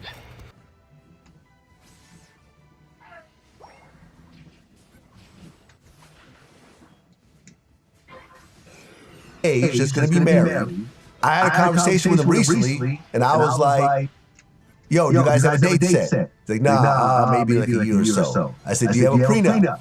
He's like, we talked about it, but nah. I said, bro, get a prenup. Get a prenup. And we had a long talk about it. Right. And he was like, yo, man, thank you so much. He's like, no one else has told me. And you know what? It's such a hard thing to do. No, but this was someone who I'm cool with. Yeah. You see what I'm saying? I had a personal relationship with him. It wasn't easy. And we've been building this relationship, you know, over the course of, you know, this past year. So I felt it was important because I know him. Right. You know? I probably won't be invited to the wedding, but we still had that conversation. Well, look, man, Travis is going to do what Travis is going to do. He's going to make his mistakes. He's barely out his teens. It's not watching it from the outside. But let me address that though. Two things. One, we don't know him. He's not related to us. But as men, as men from one brethren to another, we want to look out for him. Going, hey, my nigga, yo! We want to look out for him. You know what I'm saying? Listen, I'm not going to say who it is, because I won't be invited to the wedding if I say who it is. But someone I know who is engaged, is going to be married. I had a conversation with him recently, and I was like, yo, you guys have a date set? He's like, nah, maybe like a year or so. I said, do you have a prenup? He's like, we talked about it, but nah. I said, bro, get a prenup. Get a prenup. And we had a long talk about it. Right. And he was like, yo, man, thank you so much. He's like, no one else has told me. And you know what? It's such a hard thing to do. No, but this was someone who I'm cool with. Yeah. You see what I'm saying? Yeah. I have a personal relationship with him. And it wasn't easy. And we've been building this relationship, over the course of, this past year. So I felt it was important because I know him. Right.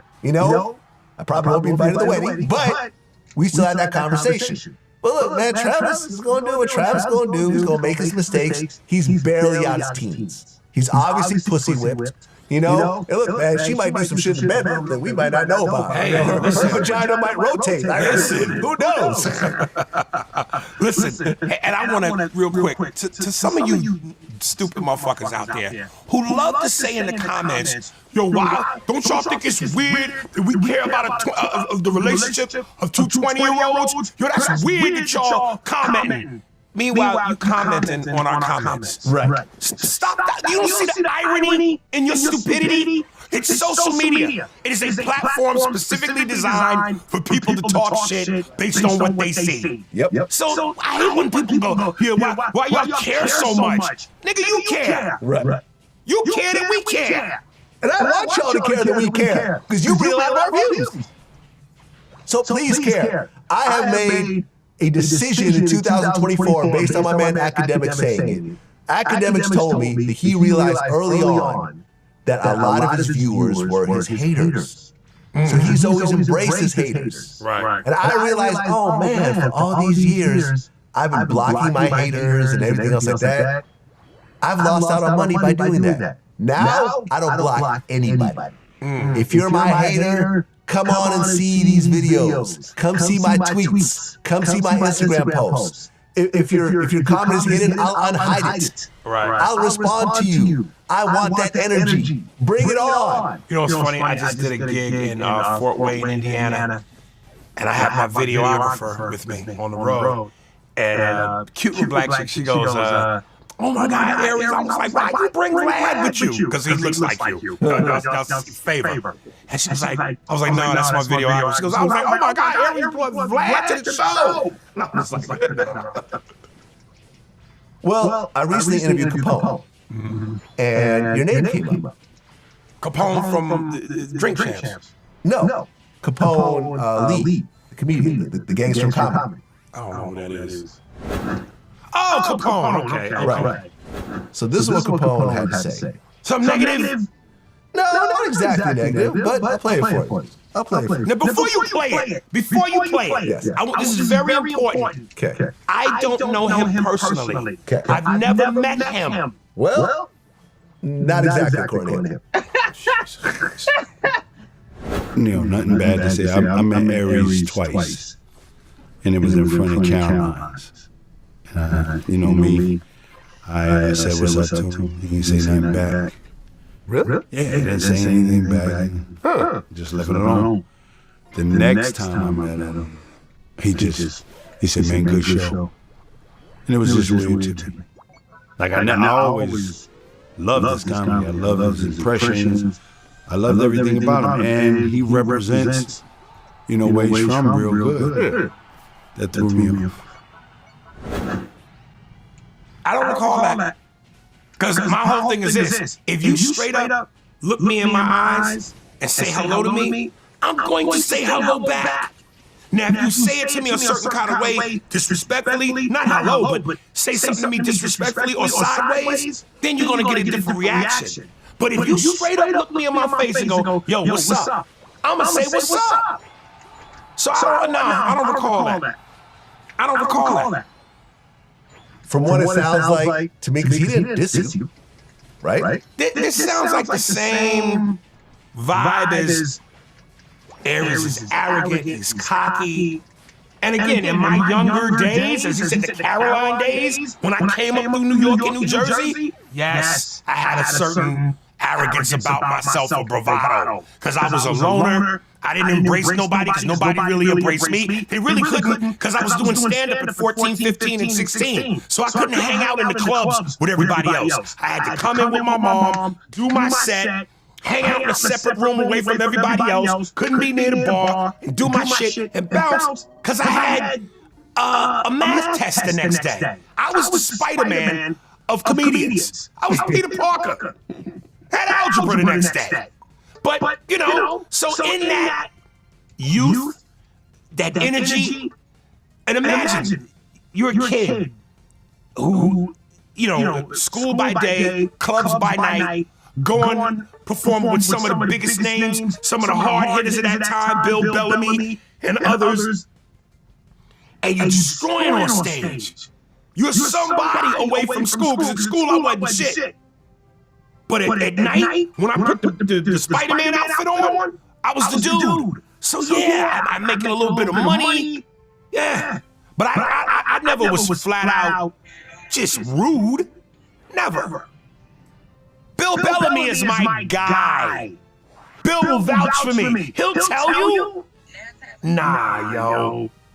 And I'm not saying Capone did, because I never met him. I don't know him. But a lot of niggas back then talked a lot of shit about me too. Again, this motherfucker, 16, 14, 15, coming on stage, ripping. Harder than some of the older dudes who were veterans. A phenom. I think what happens sometimes in this world of entertainment is that you come up and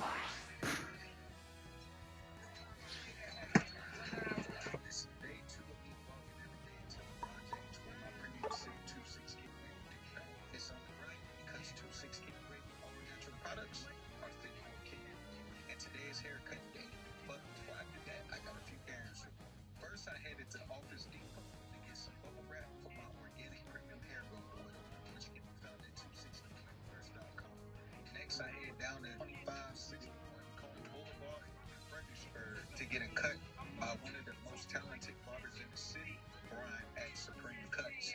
And here's the result. One of the Cosby's, I ain't go to Hill, man.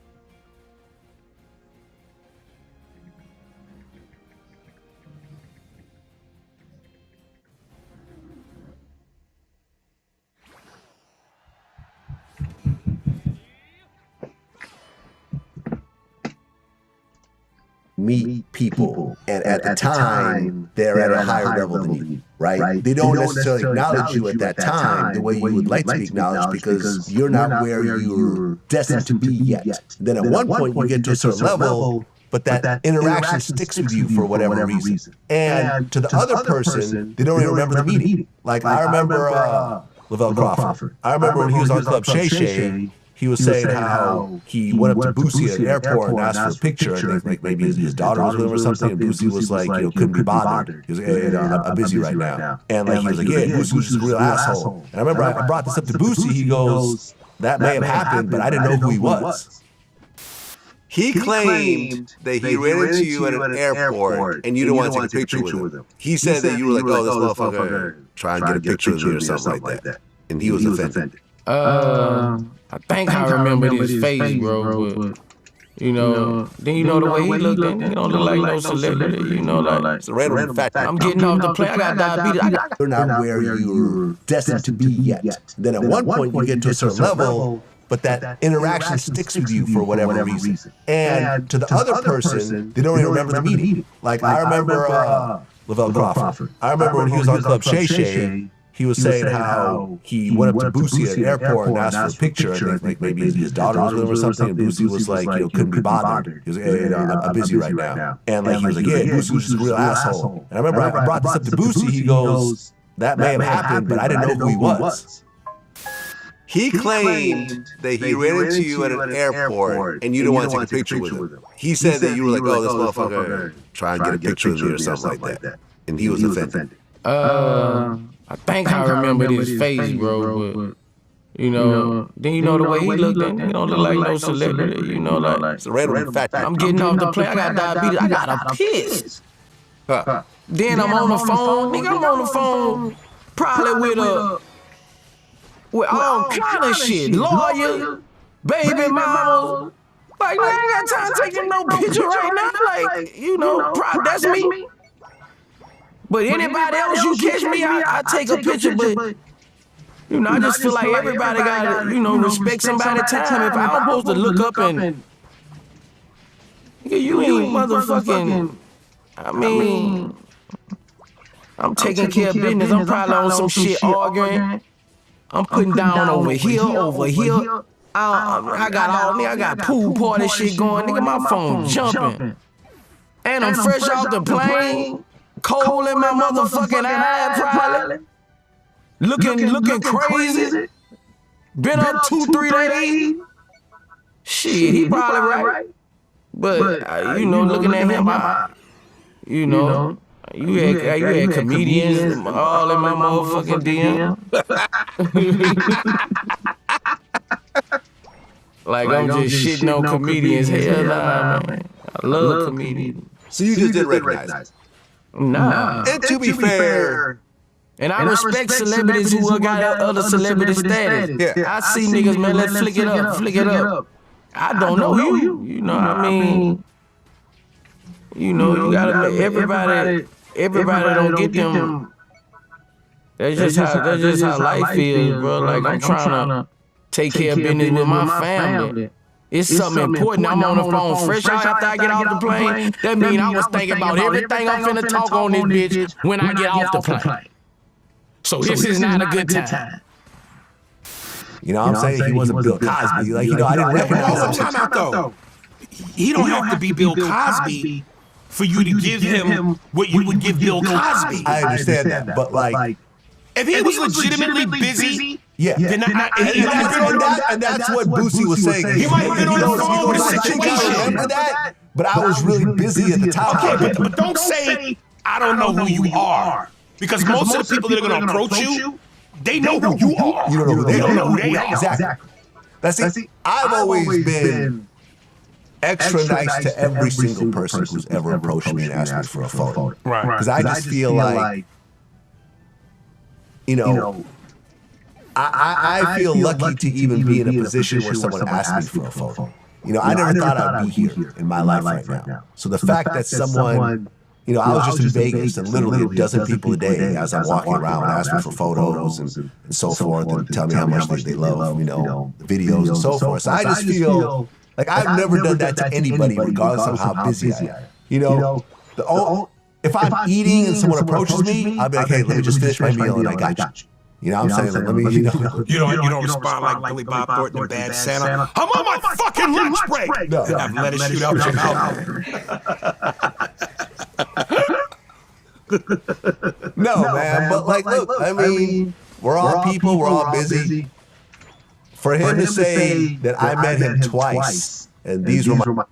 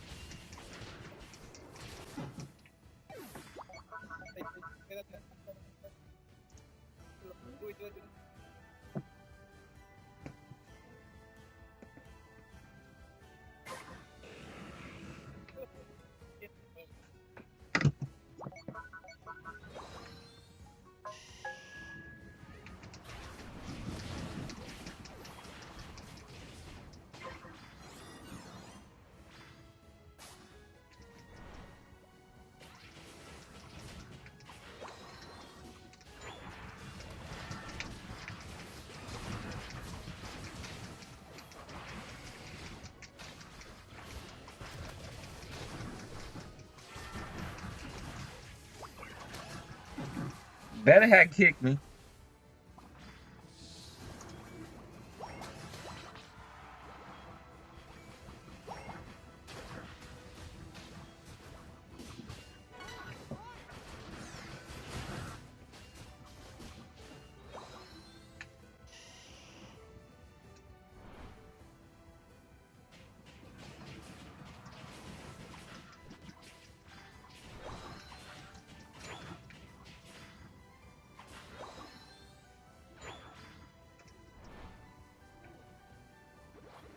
my interactions, and for you to say, and I know you, and I know how your reactions are, for you to say, I've never met him, both could be true.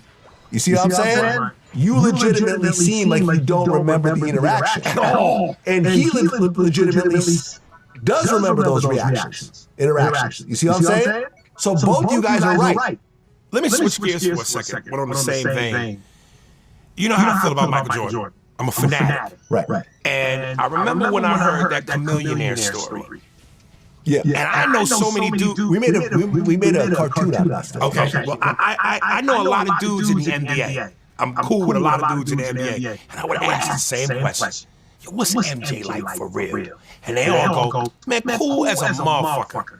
But then I've heard a few horror stories. So when I heard that Chameleonaire story, the one thing I thought to myself was, listen, we all are susceptible to bad days. Now, I would think if you're Michael Jordan, what's a bad day? But maybe he argued with Juanita. Yeah. Maybe he got into it with his agent. I don't know. But I'm thinking if you're Michael Jordan, the greatest of all time, a global basketball icon, a gazillionaire, what's a bad day? But that's me from the outside looking in. I haven't walked in his Jordans. I haven't flown in his Jordans. So I don't know. But maybe he had a bad day. Does that excuse the way he acted with Chameleonaire? It's very shitty that he did that. But I don't know. Look, I've been around Busta Rhymes. I remember I met him and he didn't know who I was. And he was an asshole to me. And then I met him again when he knew who I was. And it was like the most affection I've ever gotten from a man. Same thing with me and Warren Sapp. The first time I met Warren Sapp, I saw him on an airplane. Now, granted, I said, yo, man, what's up? Couldn't have been more of an asshole. Yeah. And I'm like, nigga, we both sitting in first class. Most times, a lot of niggas be in first class. You over here, I'm over here. What's up? But then, cut 2 years later, he knew who I was. My star had risen a little bit more. And when I saw him, totally different. Right. And I bet you he doesn't remember the first interaction. I bet you he won't remember that first interaction. And that's the thing, man. Sometimes you have to earn people's respect by your own reputation. And that's just it. Some people are just, what does that say about the little man who works hard and who's paid money to see you play, wears your jersey, his kids wear your jerseys, he's got your poster on his wall, because they're not famous, they should be treated less? Here's the thing, right? People can get mad at me at saying this. The fact that you go to people's games, you buy their jerseys, you watch their videos, doesn't mean that they owe you a face-to-face interaction. True. See what I'm saying? Yeah. Now, should you be nice to everyone? Absolutely. And granted, some people are assholes. I'm just saying. Now, should you be nice to everyone? Yes. And like I said just recently, I am nice to everyone. But I also don't owe anyone anything based on them watching my videos or being a supporter. You watch my videos and you support because I give you something that you like. I don't owe you anything beyond that interaction. So if you feel like you're owed something, let me tell you something. I got a text, I got a DM. True story. Yo, Vlad, I've been a big supporter of you since the game mixtape. I've been watching all your stuff, everything else like that. You know, I love everything you do. You start naming all the videos he likes. I'm wondering if you can give me $10,000 for a car. Here's my cash app. I get that too sometimes. 10,000 for a car. Not 10,000, but 10,000 for a car. Here's my cash app. So because you watched my videos, because I've been entertaining you for years, I now owe you $10,000 for a car. I wonder what would even make someone muster up the courage, I don't even know if courage is the right word, the cojones, to even do that. Yeah. It's an actual DM. I don't know if I screen captured it. I probably should. But like, I'm reading this, I'm going, oh, okay, cool, that's nice. Oh, yeah, you've been supporting. Oh, yeah, $10,000 cash out. I was like, God damn. Did you respond at all? No, I did not. I did a tweet about it, though. You know, not with his name or, you know, the actual screen capture. I just said, wow, somebody just asked me $10,000 for a car. Right. They've been watching my videos. It's wild. It's sad. You know, I mean, you're basically begging at that point to a stranger, and I doubt you probably would watch my videos. You know what I'm saying?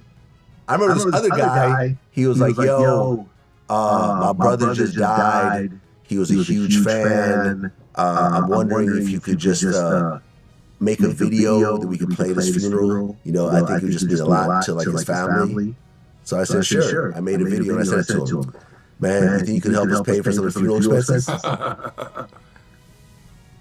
Are you familiar with Cameo? Yeah. Are you on Cameo? No.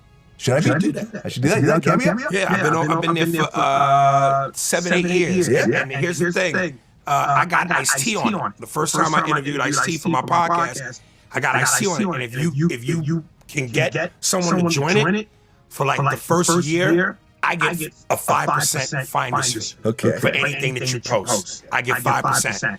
And it don't come out of your end. The company will pay it. Okay. So, yeah, I've been rocking with Cameo for a minute, man. All right, send me a link and you get my 5%.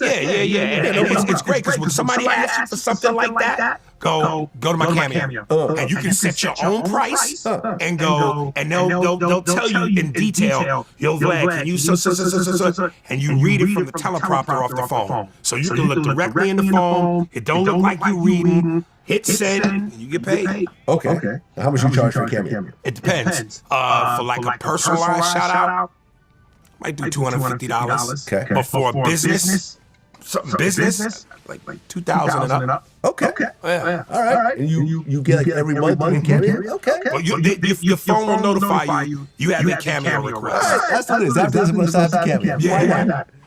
That's what it is, Harry Spears, man. Always a pleasure. I didn't do it in the beginning, but I'm going to do it now. Go. The Spears and Steinberg podcast available on all streaming platforms. Our YouTube channel, Spearsburg Pod. Hit like and subscribe. Also start from the beginning, go in order. It's like masturbation and potato chips. Once you start, you will not stop. Boom. Till next time. Peace.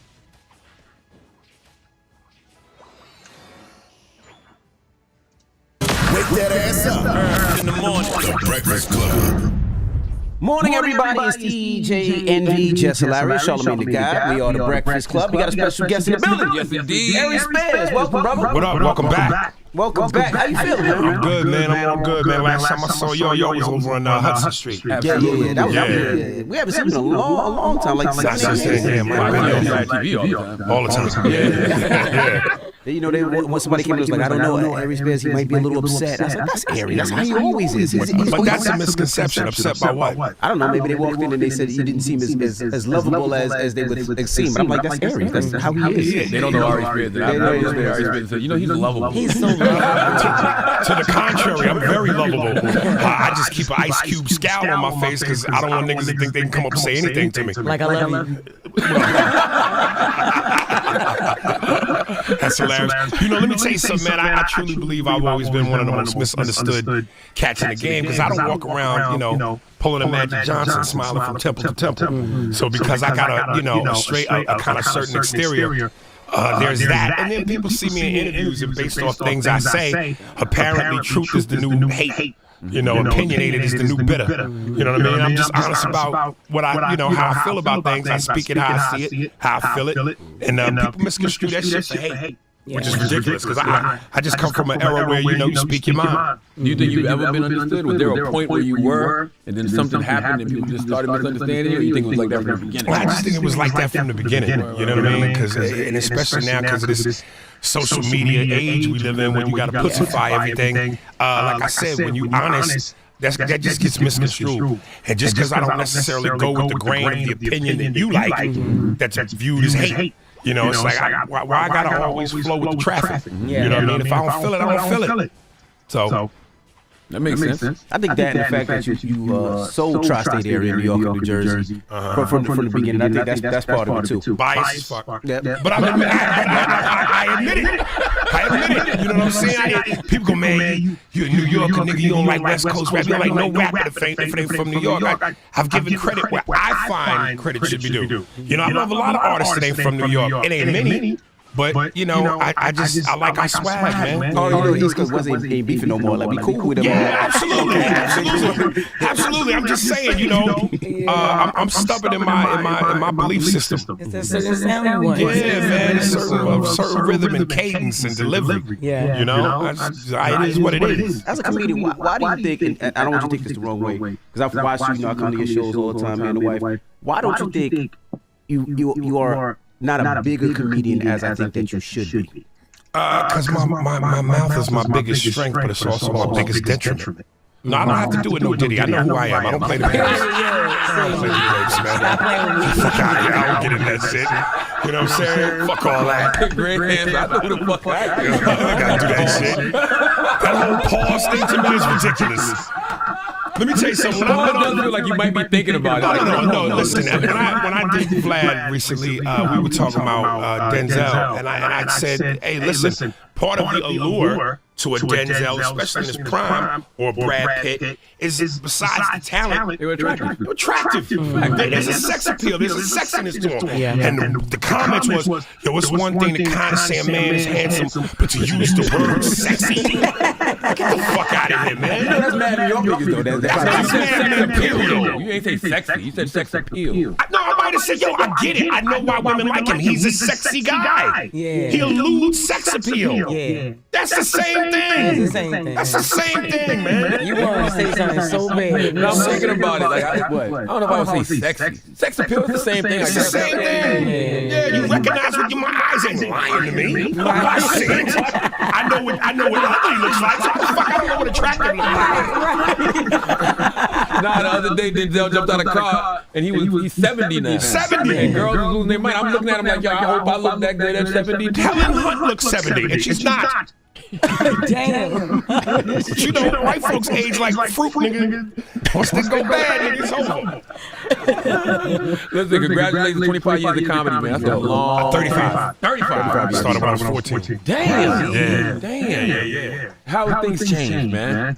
I feel like it changes every 10 years for comedy. You know, I think that it's in terms of its evolution. I don't know if it's as potent as it used to be, because now everybody with these cell phones and a platform can get into Studio 54. Everybody shouldn't be allowed in the Studio 54. You know, it's causing, it's diluting the product a little bit. You know, I understand that, you know, the 15 minutes of fame, but substance makes longevity. You know, substance makes a career. You know, and I see so many of these flash in the pans come along, and some of it, listen, some of it is funny as hell. You know, I get caught up in the scroll matrix. You know what I'm saying? But at the end of the day, I know the difference between the undercard and the main event. You know what I'm saying? Like, come on, man. Yeah. Do you still have the same look when you first started? Absolutely. Okay. Absolutely. I mean, listen, I get frustrated at times. Bless you. The moments where I want to quit, just because the politics of it and the bullshit of it can start to wear on you. Good game. But I'm in perspective. What the fuck else am I doing? This is my passion. This is what I do. You know, so gotta ride it till the wheels fall off. Yeah. Yeah, good game last game.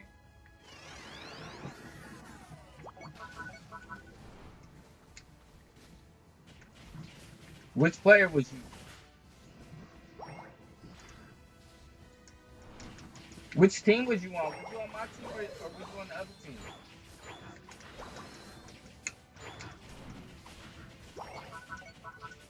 I just can't. I've been on a losing streak these past couple days. It's been crazy.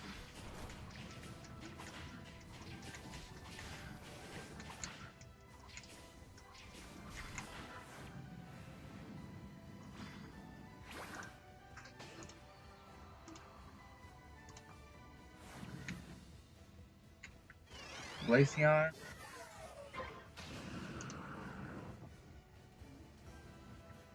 Oh yeah, you did. Damn, you went crazy.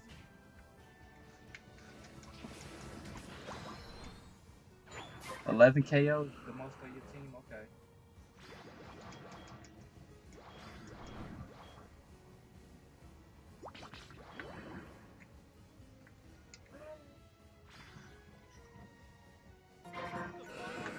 Okay.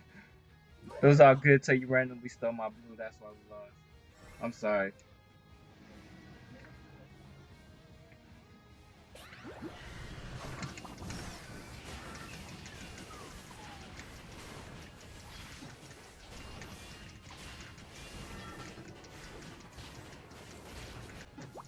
My bad.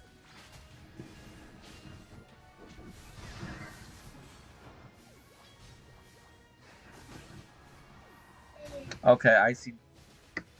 That's good info because my homeboy plays Glaceon, so you need the blue buff. Okay.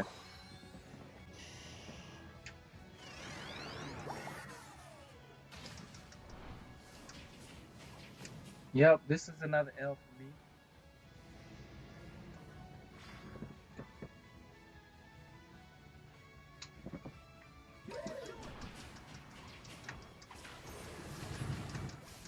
Yeah, my bad.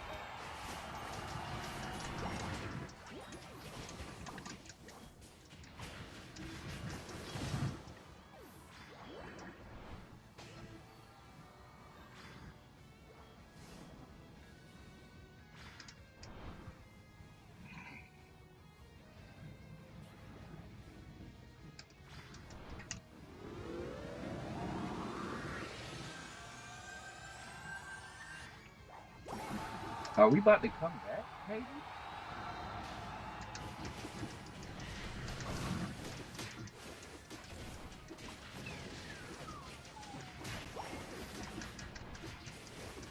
Nah, we not.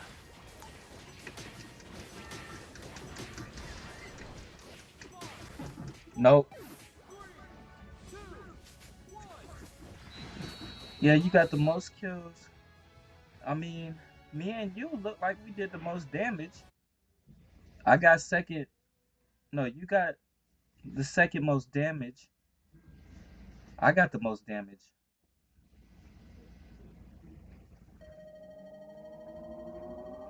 But yeah, my bad about that. I wouldn't mind teaming up with you, to be honest. Yeah, I wouldn't mind teaming up. This one guy I teamed up with the other day. We went on a crazy streak, and I haven't seen him back on the game. It was an insane run we went on. We won like 9 out of 10. Oh, you off for the night? Okay. I'm gonna send you a request right now.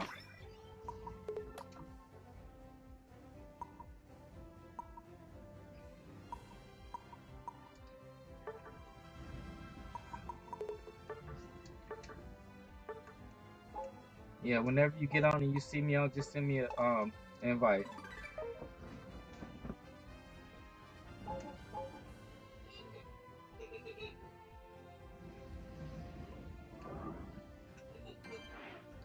Suicune coming out. I haven't looked at what that does yet.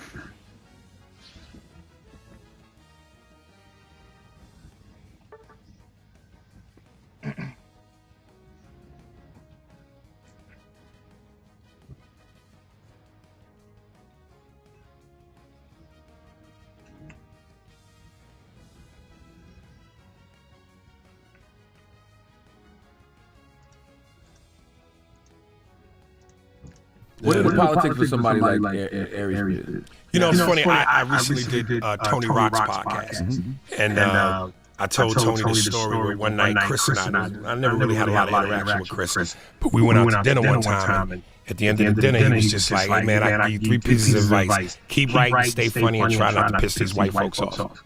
I listened to 2 of the pieces of advice. And like I said, my mouth is my biggest power, my biggest detriment. I say a lot of shit that I think sometimes turns people off. And again, if they don't know me in depth, they take it for face value. And they think, oh, he's this way. But, you know, again, if you took time to really hang out with me and do some self-investigation, yeah, there's certain parts that I'm going to commit to. But I'm more than that, than what you just see in an interview. So, you know, the politics for me has been trying to figure out how to navigate through this mind fuck of what you say and what you don't say. You know, so you don't hold your tongue. So do you ever get to a point where it's like you scared of saying things now? Because usually some of the stuff that when we used to go to your shows, you would say off the wall ish. It was funny, but now that off the wall. Well, in stand up, I'm gonna always be that. I'm not changing that. Thank you. But in terms of interviews, not that I don't like the word scared, but I'm gonna be more strategic and how I say what I want to say, you know, because there's a way to say everything. And as comics, you know, that's the brilliance of what we do, is to put that, make shit smell like roses if we choose to do that. So, you know, I'm probably trying to think a little bit more. Right. Is that because you don't really want to make sure that you're not canceled and you're not on? But if you really cancel you when you got the stage, I don't think stand-up comedians can never be canceled. Yeah, in terms of stand-up, no. But then, you know, film and television, where sometimes the bigger, easier money is to be made, that can be taken away from you. But you know, this is why I love Dave Chappelle so much. I don't want to jinx it, and I don't think I am, but I think he's uncancelable. You know, because he's such a force to be reckoned with. Yeah. Something you say does not make a lot of sense though, because the older you get as a comedian, do you still want to be touring every weekend? Do you want that to be the way you make money, or would you rather be able to do something easier like a TV show? Well, I mean, if you enjoy it, but, you know, there's levels to this. So if you're at the level where, you know, instead of grinding out, you know, 3 nights, 6, 7 shows, you do a theater for 1 night, and instead of commercial, you fly in private. I don't think that ever gets old. You know, so it's trying to figure out a way to lessen the grind.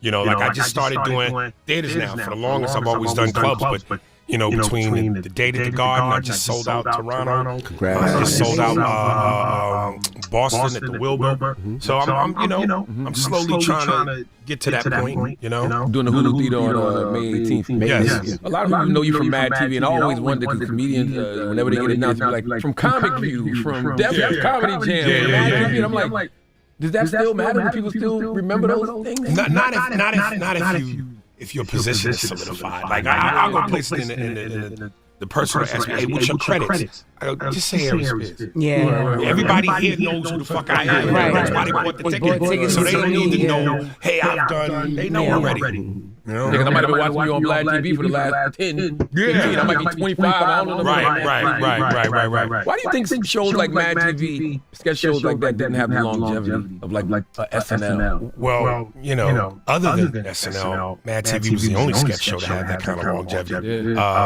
But you know, listen, Saturday Night Live is the bully on the block. Always has been.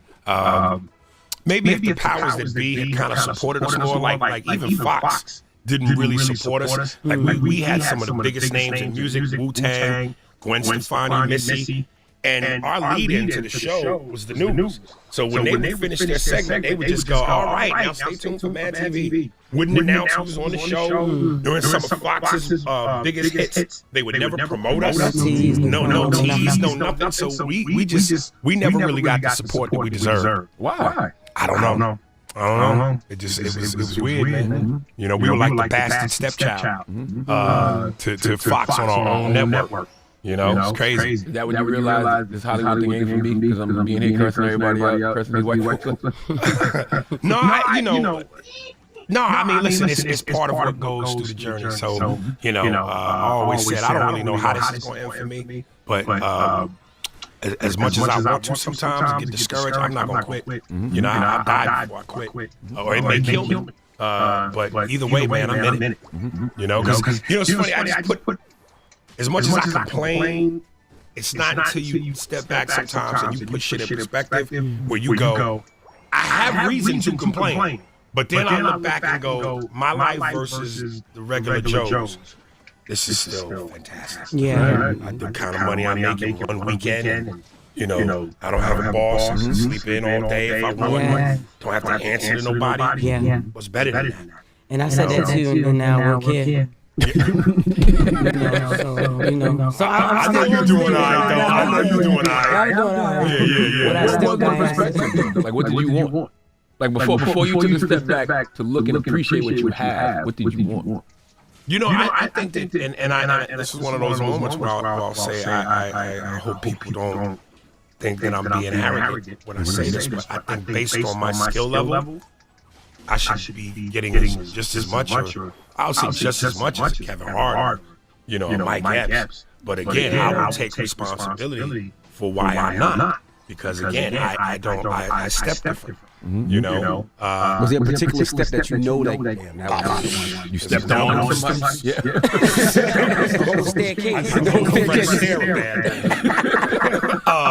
Yeah, I mean, I probably shouldn't have said what I said about Jordan Peele, and you know, and even at one point, I remember Kevin was on here talking about the beef with me and him and Epps, and yeah, you know, listen, man, when you young and you brash and you a New Yorker and you're alpha dog, you your ego, you want to beat your chest, you know, and that's always who I've been. So now that I'm 49 and I'm looking back, I'm like, maybe I shouldn't have. You did the Cat Williams before Cat Williams? Probably, yes. So, you know, but like I said, as long as I got air in my lungs and a shot, I got a shot. Have you ever spoken to those individuals that, you know, you might have went at, whether it was a Cat Williams? I wonder what you said about Jordan Peele.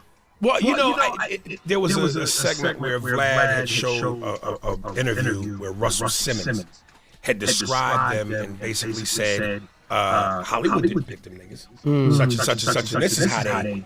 And I was saying, based on my experience with them, it's like, especially what fucked me up was when they were with Mad, especially Jordan. Keegan, you could always see what it was talent-wise, but Jordan was so quiet and he didn't really bring it like that. So I didn't know that really his superpower was writing and directing. And I just said that, you know, listen, I said, yes, they're black men. Yeah, black pigmentation. But you know, just because we got the skin tone don't always make you what the skin tone is. And they were very, I don't know, whitewashed, but they just, you know the difference between, just because you're a black man, don't mean you're a brother. You know what I'm saying? They didn't really have a lot of brother shit to them. And then I'm like, they both married to white women and they carry themselves a certain way. But listen, this is an observation that happens to exist. Now, I know a lot of people in the comments go, what defines black? Let's not play that game. We know what defines black. It's a rhythm, it's a culture, it's a feel, it's a walk, it's a sound. But it's a difference between somebody that grew up in the hood and somebody that grew up in the suburbs. They still black, but they got different upbringings. I say all the time, I'm a Huxtable nigga. I ain't a good times nigga. You know, I know there's a difference. But even the Huxtable niggas, you could tell are legit niggas versus niggas who are doing the jazz hands. The evidence was just as authentic as the Huxtables. But we know there's niggas out there, and I'm gonna say one now. And you had him on your show. I can't stand Larry Owens. I can't stand that coon ass nigga. I can't stand Candace Owens. You know, and I love when Dave Chappelle referred to her as a brilliant idiot. Because that's just what it is. She's articulate, she's intelligent, but used the wrong way. You know what I mean? Just it's like you're intelligently dangerous. So, you know, and I don't care what Larry Elder says. I've seen enough shit on him, read enough shit on him, to where I go, nigga, please. That's one of the most tap dancing, ass kissing niggas in the game. Stop it. Yeah. You know, get the fuck out of here. So now you see, I'm trying to hold me back in. To watch myself. God damn it, the natural shit is happening. I've never seen that with Key and Peele. Well, maybe. But probably they don't discuss politics. I don't know. Well, I don't think they have to discuss politics, but again, and I know to the people that will sit here and go, I'm tired of black people trying to define blackness. let's not play this game. You know when you hang around somebody, you talk to them, and there's a vibe and an energy. You know what that is. I'm just simply saying they never gave off that energy. And that was my observation. Whether one is to agree with it or not, that's neither here nor there. You know what's funny about that? People, there was a point where people felt like that about Dave. Early on.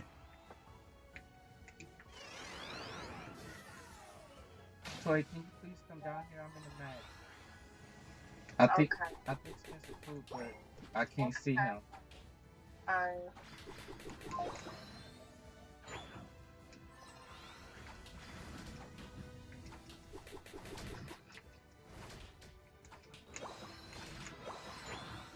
And you know, when I heard that, that was only because Dave had, like a lot of black comedians, Dave's route was more rooted in like doing stuff that white people saw that black people didn't really see.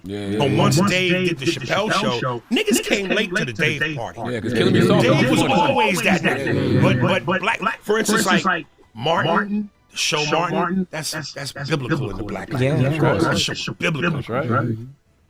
Dave didn't have that accessibility to black people the way Martin did. But Dave was always 1,000% nigga. And then when Chappelle show came out, niggas went, oh, with it, nigga right here. Now they late to the party, but real comics and real niggas know Dave always been that. Yeah. So yeah.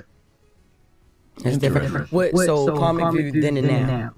I never did come. No, but I'm saying you watched it. Yeah. Like how you feel about it being rebooted and how the same way I felt about Def Jam being rebooted. Yeah. Like, you know, that was something, the explosion, and obviously Def Jam came before Comic View. Oh my gosh.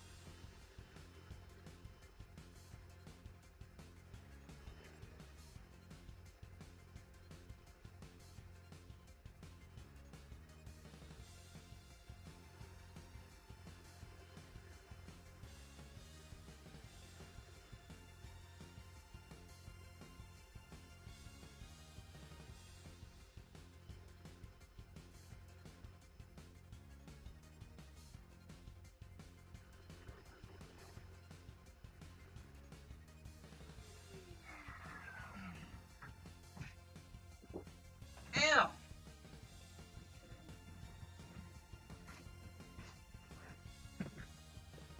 All right.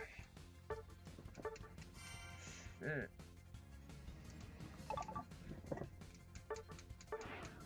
I'm losing every game. God damn. And I tell people this all the time. What made Def Jam so explosive, and it was inevitable, was because prior to Def Jam, Hollywood only allowed one nigga per decade. You know, Dick Gregory in the 60s, Pryor in the 70s, Eddie in the 80s, and black talent had always been out there. We just weren't allowed to shine like that. So once America got a chance to see 1,000 niggas at once, it was an explosion. Then followed behind that, Comic View. But the genie's out the bottle now. So I don't know how you capture that, what was special then, now. On TV. On TV. Yeah. And now you got this thing, which is 1,000 other options. You know, and you know, when you did Def Jam or Comic View, you got on there because you earned your stripes. You was talented. Now everybody with this platform is a comedian. And I'm just like, damn. Like this one nigga on Instagram, on social media, the nigga that was the cereal on his head and the milk in the Walmart. Have you seen this? No. And he's like a pep coach. Like he goes into Walmart and opens a whole box of cereal and dumps the entire thing of cereal and milk all over his body, leaving a mess. Well, he's trying to get your attention. But while he does it, he's telling you, believe in yourself. No matter what anybody tells you, believe in yourself. You can do it. And meanwhile, in the background, you got all these people in the store, like, what is this nigga doing? Yeah. And in the comments, people are going, yo, man, look past the milk and the mess. And he a mess. And I'm going, who the fuck? Nigga, somebody's got to clean that. So it's an employee that's got to clean that. That's not funny. And I said, nigga, if you really want to be impactful, with that same energy and that same practice, do that at a police station. Yeah. Go in the cops. Nigga, believe in yourself. Put the cereal in the milk. Do that shit at the police station, nigga. And to the people that saying, this is good, let them come to your house and do that shit. In your living room. Believe in yourself, nigga. You got to clean up cereal and milk. I want to ask you something about the 90s, man, because growing up in the 90s, it felt like people were not as sensitive as they are now. And I'm not even talking about like it was a great era. It could and it felt like artistically people could do things. Like we talk about men on film. Right. I've seen people give you flack for sketches that you've done, and I'm like, but that's how things were back then. Yes. You're judging things on this era. Back then that was normal. Right. So it's like, what do you think happened? Even the black men wearing dresses and all that. Yeah. Again, social media. Because everybody's got a voice.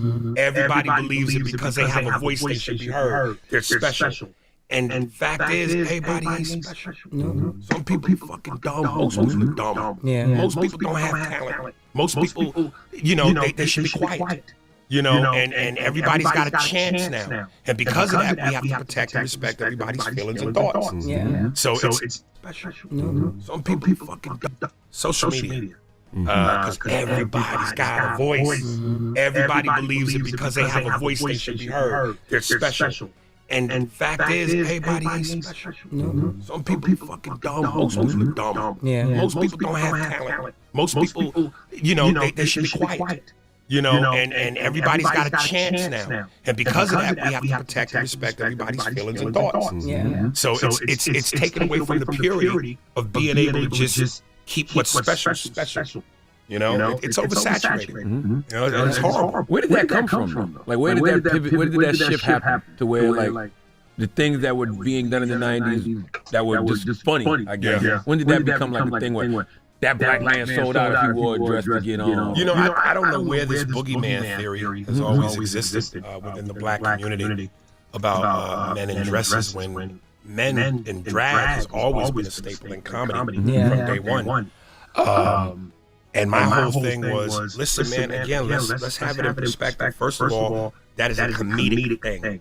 And when you look at all the prominent black men in Hollywood, both comedians and dramatic actors, we have far more black men not in dresses than we do. And when you look at, I could go down the list of Denzel, Sam Jackson, Ving Rhames, fucking Wesley Snipes, and it's like, we've played everything from lawyers to judges to cops to superheroes, loving fathers, loving husbands, everything under the sun. How many of those have been in dresses? None of the dramatic actors. I mean, I know Wesley did Tu Wong Fu, but other than that, yeah, Denzel, this person, they ain't never been in a dress. But even the comedians who have, let's not play this game. It's like, if you're going to tell me on one end, it's the mean black men and that's bullshit. So we now taking the glory away from Jamie Foxx, Oscar winner, singer, one of the best actors in the game, because y'all loved him when he was Wanda. You loved Martin when it was biblical, and Shanae, Mama Payne, the Big Mama series. So do we take the legend of Flip Wilson and throw that away when he was on a show at a time when black people weren't on TV? And he gave us a platform where we couldn't be seen. Do we take the iconic status away from Eddie Murphy? You know, the Clumps, Mama Clump, Rasputin, Richard Pryor, the greatest comedian of all time, as the maid and the toy. So come on, man, let's not do that. And if any of these niggas came to your city to perform, you ain't buying tickets. You going. That's right. So stop it, man. And everybody you named is like top tier legendary talent. Yes, absolutely. That person would have made it regardless. Yes. And again, in perspective, you've seen them in a dress maybe here once or there twice in a movie. Look at their body of work. Most of it is not in a dress. So as long as the scales tip a certain way, we can have a little bit of that for comedic purposes. You know, Tyler Perry, this motherfucker's a juggernaut. He's got a whole studio, helps to employ a lot of black folks. And now we're going to deny ourselves a piece of a potential pie because he wore a dress? It made him weird. And now he can use that money to funnel back into our communities and build us up. So what are we fighting? You know, it's fucking ridiculous to me. Yeah. Our stand-up specials, how do you make stand-up special nowadays? I just think it starts with the talent. The talent is special. The rest takes care of itself. It's like, I like that great quote by Jay-Z. I forget the documentary when he performed at the Garden. Backstage. Yeah, and he said, just get in the booth, leave the door crack like God in. So, you know, get on stage, do what you do, and that's going to take care of everything else. He gave you the talent. So, you know, use it. Yeah. I also say, what makes him special is not giving them out to just anybody. You know what I'm saying? It's like pussy, you just don't give it to anybody. It's like, nah. Because I do like raw comedy. I do like styles from like back in the day. Like, you know, I do like that, but when it seems like it's too commercial. Like for instance, that last piece of that third piece of advice that you said Chris gave you, try not to piss white people off. You can actually see that in a lot of black specials when they trying to tiptoe around stuff. I don't like that because then it doesn't allow you to be creative and then what doesn't piss. And then it's not even just white people. It's all these different, communities now. Everything is so everybody's so sensitive. It's like, because I really, at one point, like, I really wanted, like, a special. And I'm not saying I don't now, but it's like, yo. You wanted to be special? I wanted to be special, and I don't want to water myself down just to get that. Well, I think, number one, I don't think you have to, I think part of what makes it special too is you ain't got to pump out 5 specials in a month. Yeah. There's so many of these dudes on Netflix who got, like, damn, you just had one. They got another one. And I'm like, Jada, cooking the bird up slow. Cook it slow, man. And again, this is the genius of Dave, though. Of all the specials he put out, the only one I really didn't like a lot was the one in the belly room. But all the other ones, I can't remember the name of it, but he did it at the Comedy Store. But it was just him in the belly room. But all the other ones were potent. But Dave's a potent motherfucker. But there's so many of these dudes who might not be as potent, but because the opportunity is there, or the money is there, they want to put out these specials. And I'm just like, I would rather, I would say, put out fewer. And make sure that the ones you put out are fire. Oh, fire. Yeah. But I think they follow Dave because Dave puts out a couple of specials. But Dave, like you said, is funny. But Dave is Dave. And I ain't a whole lot of motherfuckers can rock like that. If he was still alive, I said the only comic who could rival Dave is Patrice. So if Patrice hadn't passed, boy, I'm mad I missed Patrice on there, man. I mean, I ran into him. I didn't see him on stage. Like I knew him from like he used to be on that VH1 show all the time. And like I would hear him on Opie and Anthony. Yeah. But I never Patrice was a fucking monster. You saw specials though, right? Elephant in the Room. No, I never saw Elephant in the Room. Not in full. Oh God. Oh, Elephant in the Room. His album, Mr. P. Even his half-hour Comedy Central special, that motherfucker was a monster. And he liked Dave. You gonna say what the fuck he gonna say? You're not diluting this comedy cocaine. It's pure. That's one thing Roxanne. I remember him saying, I forgot what radio show he was on. He was like, one day we're all gonna be working for Patrice. Yeah. There are 3 great quotes by 3 legendary comics that I think is the credo that we live by. George Carlin said, Dave Chappelle said, you don't know where the line is in comedy until you cross it. Dave said, George said, you should know where the line is in comedy and deliberately cross it. And then Patrice said, good comedy leaves half the audience laughing, the other half horrified. I think those are both 3 lines we gotta live by. As crazy as Roseanne Barr is, I remember I read this one book and I can't remember exactly how she said it, but to paraphrase, she was just like, it is our job and duty to say what the fuck we feel.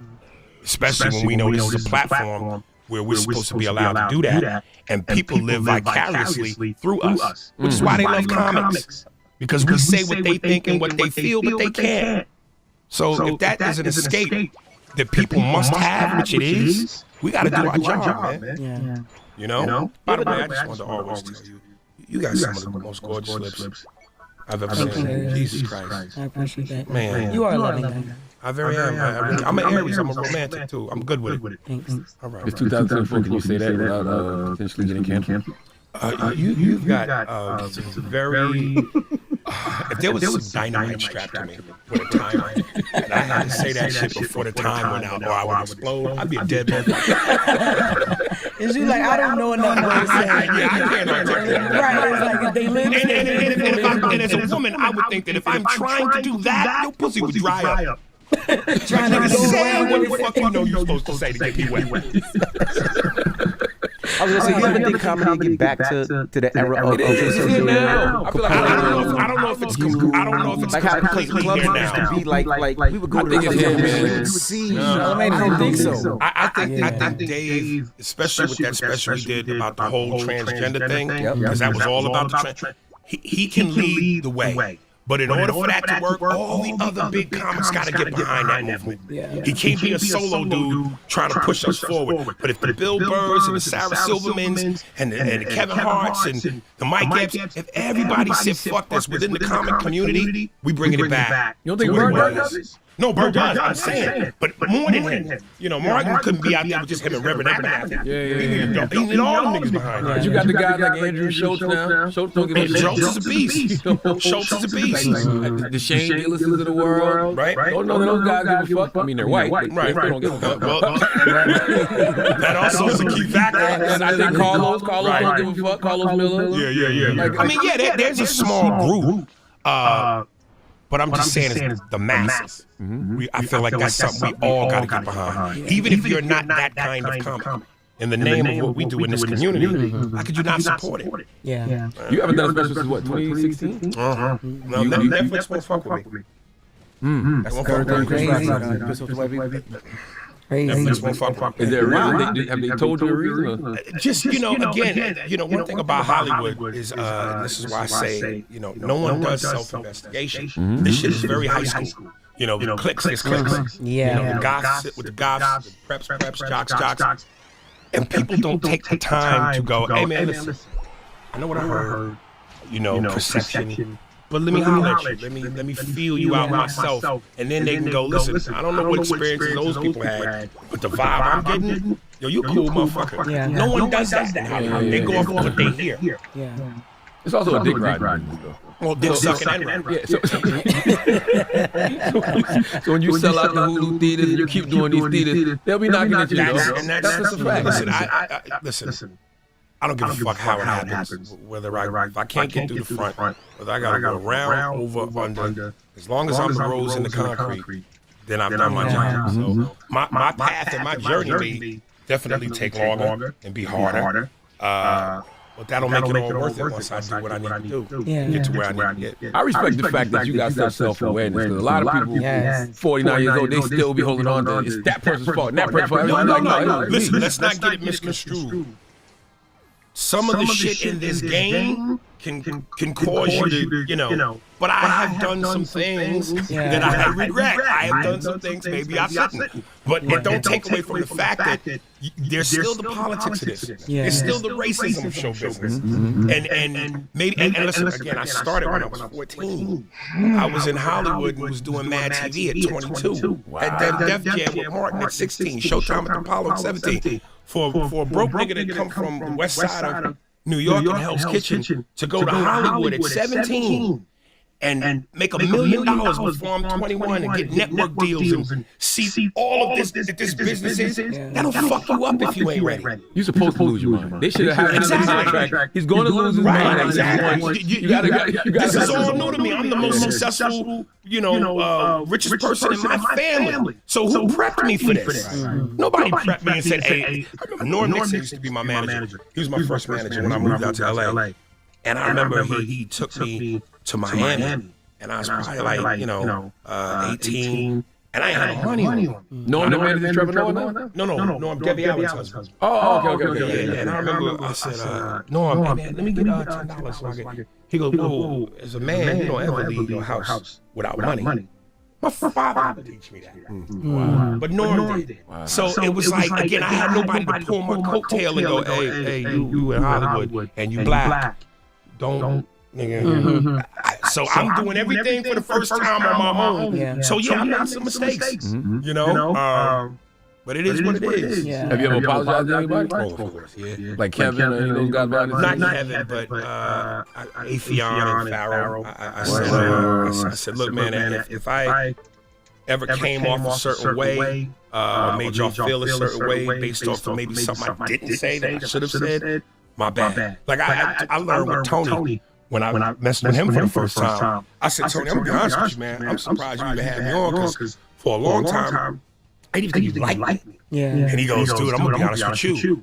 It's not that I didn't like you. Matter of fact, he brought up this story that I didn't remember. He goes, We did a gig in Seattle one time, me, you, and I forget the other name of the comic. He goes, we all sitting in a limo, and the whole time I wanted to talk to you, and I'm like, oh shit, that's Harry Spears. And I said, I never knew you had that kind of respect for me, or you even like me, because, and we go, we two New York niggas, so Tony's got his bravado too, but Tony said, dude, I always was a fan, but you always looked so standoffish, and you didn't smile, you didn't really talk to people, maybe if you saw him, you did that was it. So I kind of just thought you was like most people, you was an asshole. And again, there was nothing he was basing that off of. Like I said something to him, I disrespected him, but that's always been who I've been. I've always just been, when I'm not on stage, I'm quiet, man. I'm very reserved, and unless I really know you, and then if I know you, we could, turn it up, but yeah, I don't say much. He's always been like that. As always been like that. What was the issue with Avion, like the whole sketch thing? No, I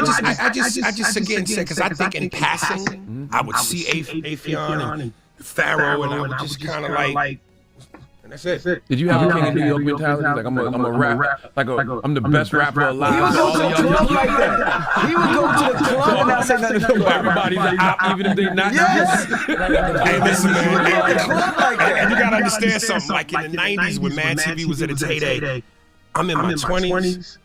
I'm making good money. I'm famous, and I was in a lot better shape. I was slim, trim, handsome ass nigga. I was getting a lot of pussy, B. So between all of this coming at me at once, you couldn't tell me shit. Yeah. I had some bravado on my shit. So, but life is humble me. You know what I mean? It's humble me. And you still, but the crazy part is you say life is humble you, but it's not like you're doing bad in any way, shape, No. I just, I realized taking a step back, looking, going, you could have just stepped different, a little different, say hello more and engage more, and I wish I had done that. But she was like Beans a comedy, like Beanie Siegel comedy, straight up. You had Tony Rock and I wish I had done that. But she was like Beans a comedy, like Beanie Siegel comedy, straight up. You had Tony Rock Tony Rock said you never smiled. Like another man said you never smiled. What I love about that moment, and everybody in the comments was like, "Yo, it's dope how Charlamagne is so unbothered." Like you didn't think, like, okay. Yeah, he's been through it a lot. That's why. At least 20 times before that. Right. And it's Beanie Siegel. It's like, you want to see Beanie turn up a little bit, right? And it's funny because talking about perception. And I gotta ask you, because early on, especially the first time I did the Breakfast Club, there was always this pre-warning. Yo, man, be careful. Charlamagne trying to be slick. Charlamagne trying to purposely say things to. So the first time I came here, I was talking to you, and I was just, when the nigga gonna try to.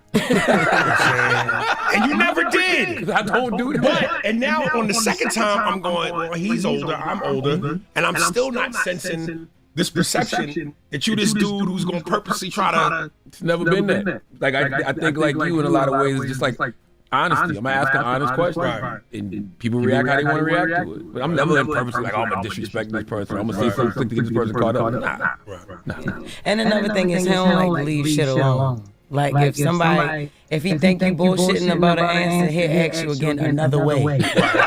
See, I respect that though. Like the niggas be mad and shit. So that's how that goes. I respect that though. Again, I'm direct. And in this pussy era we live in, direct, honesty, confidence, those are all bad traits. And I never understood that. I love Muhammad Ali to death. I'm handsome, I'm pretty, I'm fast, and I can possibly be beat. That man made niggas at that time feel like they was worth something. And even though, we've far advanced past that, we know we worth something. I think we still need to hear that. We still need to feel that, believe that. So, we had Gerard Carmichael up here yesterday, and he said he feels like comedy is a dying art form. Do you agree? Well, I know his stance on Dave Chappelle didn't help it. When he came out with that, and I listen, comedically, if Dave was a musician, based on his style, his pace, his awareness, he's Miles Davis. And I always said Gerard Carmichael, he has a lot of that same rhythm. He's Thelonious Monk. So I have a lot of respect for Carmichael, but when after he came out, and then he trashed Dave kind of for the transgender special, I was like, dude, you're violating one of the biggest codes in comedy. You're putting your personal shit over the art. You know, this badge that we wear called comedy and this oath we've taken, that comes before anything. And so you let your personal agenda and feelings come in front of the code, nigga. You don't do that. Nah, he was wrong for that. He apologized. He apologized on Birthday Black. You know, this badge that we wear called comedy and this oath we've taken, that comes before anything. And so you let your personal agenda, and I listen, comedically, if Dave was a musician based on his style, his pace, his awareness, he's Miles Davis. And I always said Gerard Carmichael, he has a lot of that same rhythm. He's the loneliest monk. So I have a lot of respect for Carmichael, but when after he came out, and then he trashed Dave kind of for the transgender special, I was like, dude, you're violating one of the biggest codes in comedy. You're putting your personal shit over the art. You know, this badge that we wear called comedy and this oath we've taken, that comes before anything. And so you let your personal agenda and feelings come in front of the code, nigga. You don't do that. Nah, he was wrong for that. He apologized. He apologized on Birthday Black. Day for exactly what you said. Because I'm like, if you a comic, eventually you're going to say something that's going to offend people. Eventually you're going to do something that's going to rub people the wrong way. And not less than 12 hours, he had the joke that was a reality show about him.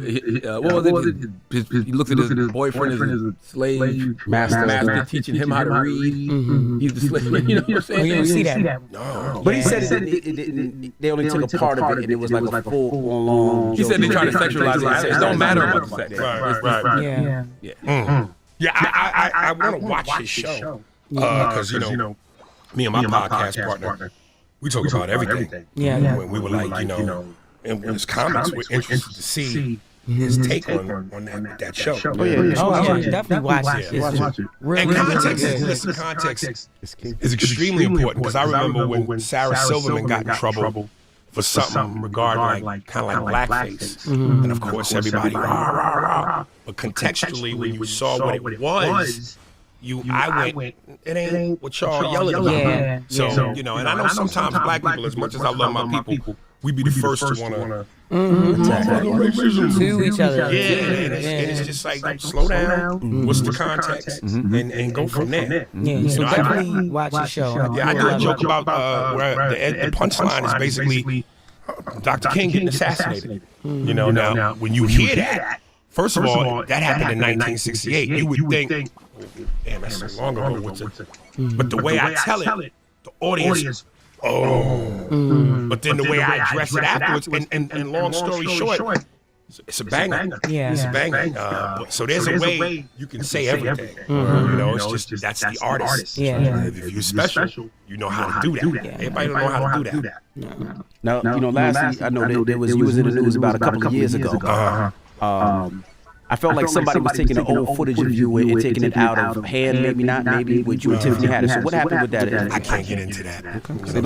I would love to because it's bothering me.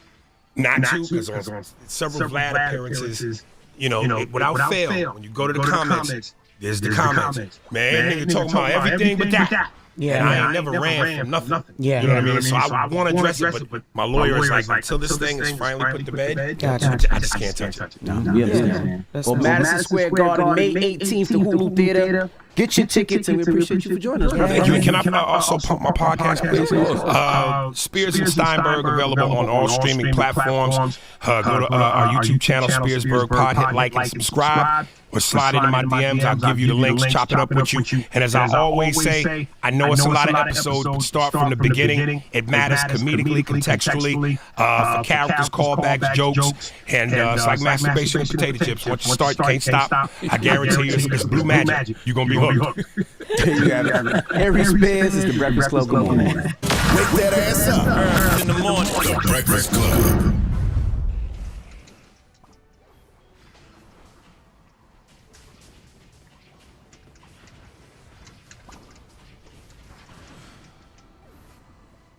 Wake that ass up in the morning. The Breakfast Club. Don't know. Tell him to call him back.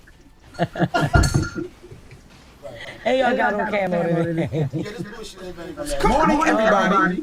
It's DJ Envy, Jesse Larry, Charlamagne the Guy. We are the Breakfast Club. We have a special guest in the building. He has a Netflix special that's out right now. You're familiar with the old written law. Love your friend and its unwritten companion. Hate your enemy. I'm challenging that. I'm telling you to love your enemy. This is from Matthew 55, 43, 48. That's for all y'all religious niggas. I'm telling you to love your enemies. Let them bring out the best of you, not the worst. When someone gives you a hard time, respond with the supple moves of prayer. Look at God. Read Matthew 5:5. For then you are working out of your true selves, your God creative selves. This is what God does. He gives his best. The sun to warm and the rain to nourish to everyone, regardless. The good and the bad, the nice and the nasty. If all you do is love the lovable. Do you expect a bonus? Anybody can shut the fuck up while I'm talking about God. Fuck is wrong with you, nigga? I'm praying, nigga. Anybody can do that. If you simply say hello to those who greet you, do you expect a medal? Any run-of-the-mill sinner does that. That's down the road. In a word, what I'm saying is, grow up. Your kingdom subjects now live like that. Live out your God-created identity. Live generously and gracefully toward others the way God lives toward you. Ladies and gentlemen, Hi, Donna. I love you. I love you too. I Why love did you you read the more. scripture you texted me the other day? You texted me Matthew 5:5. read it out, Charlamagne. Happy are the mild-tempered, since they will inherit the earth. That's Matthew 5:5. Welcome. How you feeling, brother? I feel very mild. In fact, I'm gonna tell you, this is how mild I feel. I've looked at the careers of a lot of people, right? And some of those people that are super hot, that aren't that mild, let's just say they're not doing the same thing that the mild performers. Are you talking about Carl? I don't use names. I'm not talking about anybody. I mean, we can get to it. I mean, it's not. Listen, I had a conversation with a very close friend of mine, and they said they knew that I was doing the Breakfast Club, right? And they said, Donnell, don't do it. That's what that person said. Don't do what? They don't do what I'm not used to seeing you like that. They said don't do what they're going to try to do. You always said don't do it. And the reason why they said, here's the thing. You could say, this thing is, I'm giving light to somebody that doesn't deserve light. All right? I'm giving energy and pumping up something that doesn't have to be pumped up. Now, we could talk about the situation. I see that sinister, nasty, light-skinned look that you're having. But you look very lighter than normal, son. Like, you look like Letitia. Like a white man. And the thing is, I know it's your business as a fake journalist, as a media personality. You have to get to the bottom of this. You have to get to what people talk about in the street. I don't want to do that. But we can. No, I want to talk about the special, Donna. Let's talk about the special. And you wait, want what's special? A new day. No, what platform? Netflix. Not on YouTube, not a podcast. Continue. I'm just saying, there's levels to this shit. All right, that's what we do. Are you still in the top 10? I'm still in the top 10. That's what we call, for people to understand that and look for clips. This is called, in this business of, it's called charting. Now, there are a lot of shows on Netflix. And here's when the world, not just a podcast, sees you when you chart. When my special dropped on the 27th, the next day it was charted at number 2. Now, no, let's talk about it. Don't try to congratulate the other shit. You guys, you was looking scared as shit when you were on the award. Give me the same thing. Fucking sucker ass nigga answering all the ass questions. So, who do you think was gonna fight next? All right, who's the greatest? Who's the greatest fighter you ever seen? So, who do you think is the greatest? Nigga, answer real questions. Nigga, who do you think is the greatest? Would you ever fight scorpion balls? How big are scorpion balls? There's a story in Las Vegas where some guy balls got bit by a scorpion. Hey, Andre, would you ever fight a scorpion? You can give me the same respect. I don't need that. I don't want your motherfucking congratulations. I want to talk about the facts. I have a respectful question. Before that, I have to answer his question first. The special dropped, right? You were getting it. Okay. It charted number 2. Right? And it held on to number 2 for 3 days. It went to number 4 for a couple of days. It went to number 7. I'm not really sure even if it's charting right now. But to have a Netflix special to come out, as many programs that are on Netflix just to get recognized in the top 10. It's a big joint. Amazing. It's a big deal. And it's the reason why I support any comic that want to follow my lead and be mild. You should do it. Absolutely. That's what I'm saying. And to address that, here's my thing. All right, we'll see. I don't want to get into it. I don't want to get into it because I don't want to be messy. No, I gotta say it. It's in your face, nigga. You sinister, nigga. I don't understand. Your face should be like, that's the type of nigga you are. I don't get this. You've always been such a mild-mannered comic. What is setting you off about this situation? The thing that's setting me up about the situation is being called mild. All right? And I'm going to tell you why. It's the same issue I had with you. For a person that I'm bringing you back in when I want to. Bring you back into this. I'm going to pray for you. Dear Father, help this nigga. All right. The point I'm making, what was the point? Can you keep me on track? What was the point I was making? The point that you were making why you don't like to be called a mild. The reason why, I said the issue I had with you. And I said, okay, this motherfucker keep on trying to create the narrative that he's not funny. You don't understand. That's not true. Let me say this. Let me talk to a comedian. You know the N-word for us, not funny and corny. As much success as you've had, and I know that you've dealt with naysayers and everything, and you can brush it off. Your numbers don't lie. It's still something personal about somebody saying that. And you want to say, fuck you. I know I'm not. And the reason why I'm going to say that, and I'll address this. First off, you got to ask who's judging me, who is saying you mild. Right. And that person is not on the level of what I've done. We ain't talking about what your mouth saying, resume. If you're on a level, it's not even fair for you to make an assessment of what you think my motherfucking career is. Because I could do the resumes. And this is what I could do. Resume. You can say the resume. This is what I know. You saw scorpion balls. I know. I'm gonna deliver you something. You know what I'm saying? It's like, okay, who's judging me? And then when somebody's judging me, you're making a critique of me. What are you doing? What are you doing in your career? But sit back trying to shit on the motherfucker. And I take offense to anybody saying not funny, because I know after 30 years, that's not what the streets is saying. I've never said you're not funny. I'm talking about you. He was. It's always about you. It's always about you. He made a reference to something you were saying. Isn't that the sign of a narcissist? Yes. Always bringing it back to you. It's not about you. But did you open up me? Okay. This interview is me. That's right. A new day, a new dawn, and I'm feeling good. But you opened up for him that night, right? Laugh Factory? What?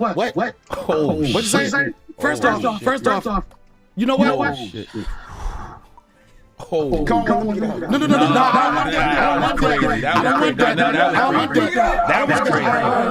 That was crazy.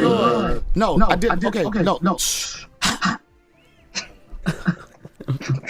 I think it's very petty for comedians, and I'm not going to say names because all this just gets more hit. I think it's fucked up for comedians to try to be critics of comedians when you're in the same field. Nobody does that. Athletes, nobody do that. You'll never hear LeBron James going out saying that Jay Morant is whack. I'm better than him. His name is Ja. Okay, Ja, whatever it is. I'm making my point. You guys can clown him. I'm going to look at you when I say this. You'll never have any other field where when you actively doing the same thing, you're going to be a critic of that person. And what they do is leave it on the court. You're not going to, LeBron may have a certain issue with certain players, but he was like, I'm not going to be like, oh, I'm better than you like this. I'm going to dunk on you. Michael Jordan never went out and said what I'm going to do to somebody. He went out and did it. So if you want to fight me, fight in a fair arena. You can't fight me on Netflix because you ain't in that league. So if your criticism of me is of what your opinion is, and even with this situation, somebody said don't talk about it. You know what? I'm a very petty person. I've been riding y'all motherfuckers' paws for 8 years. I can be petty, right? I can be petty. Didn't want to be petty. I said, and the reason why I didn't want to be petty, because I started listening. I go through the comments, I started listening, and I was saying, wait a minute. I don't got to fight this motherfucker. I let them fight it. I don't need this like person. You have to use mild profanity. Don't you edit that shit? Yes. All right, edit that shit. But I got you. But mild profanity because we don't want to have to edit too much. Beep, beep, beep. Okay, all right. What I'm saying is, if you want to fight me in a right arena. You know, and the thing is, where you want to fight me or criticize me, I've already done that. Yeah. I've already done that. If you check my resume, and I know you guys have because you always want to have some insight on me. If you check my resume, my career goes over 30 years. I started in the same place that everybody started, probably even worse. So when you try to put out there what you think comedy is and get in front of mud, I guess what? I've been through the mud, but who still want to keep playing in the dirt? Eventually, you got to elevate yourself. I don't want to do that. Why you being so spicy, Donna? We know, like, you are funny. Like, we know you're funny. Like, so what you're trying to do down is like, I'm being honest. Like, how many times have I came to your show? This is gaslighting. You're gaslighting. Because he's getting some things off his chest, and you're gaslighting. You started. I'm sorry. I don't trust you. I'm keeping it real. I like you, but I don't trust you.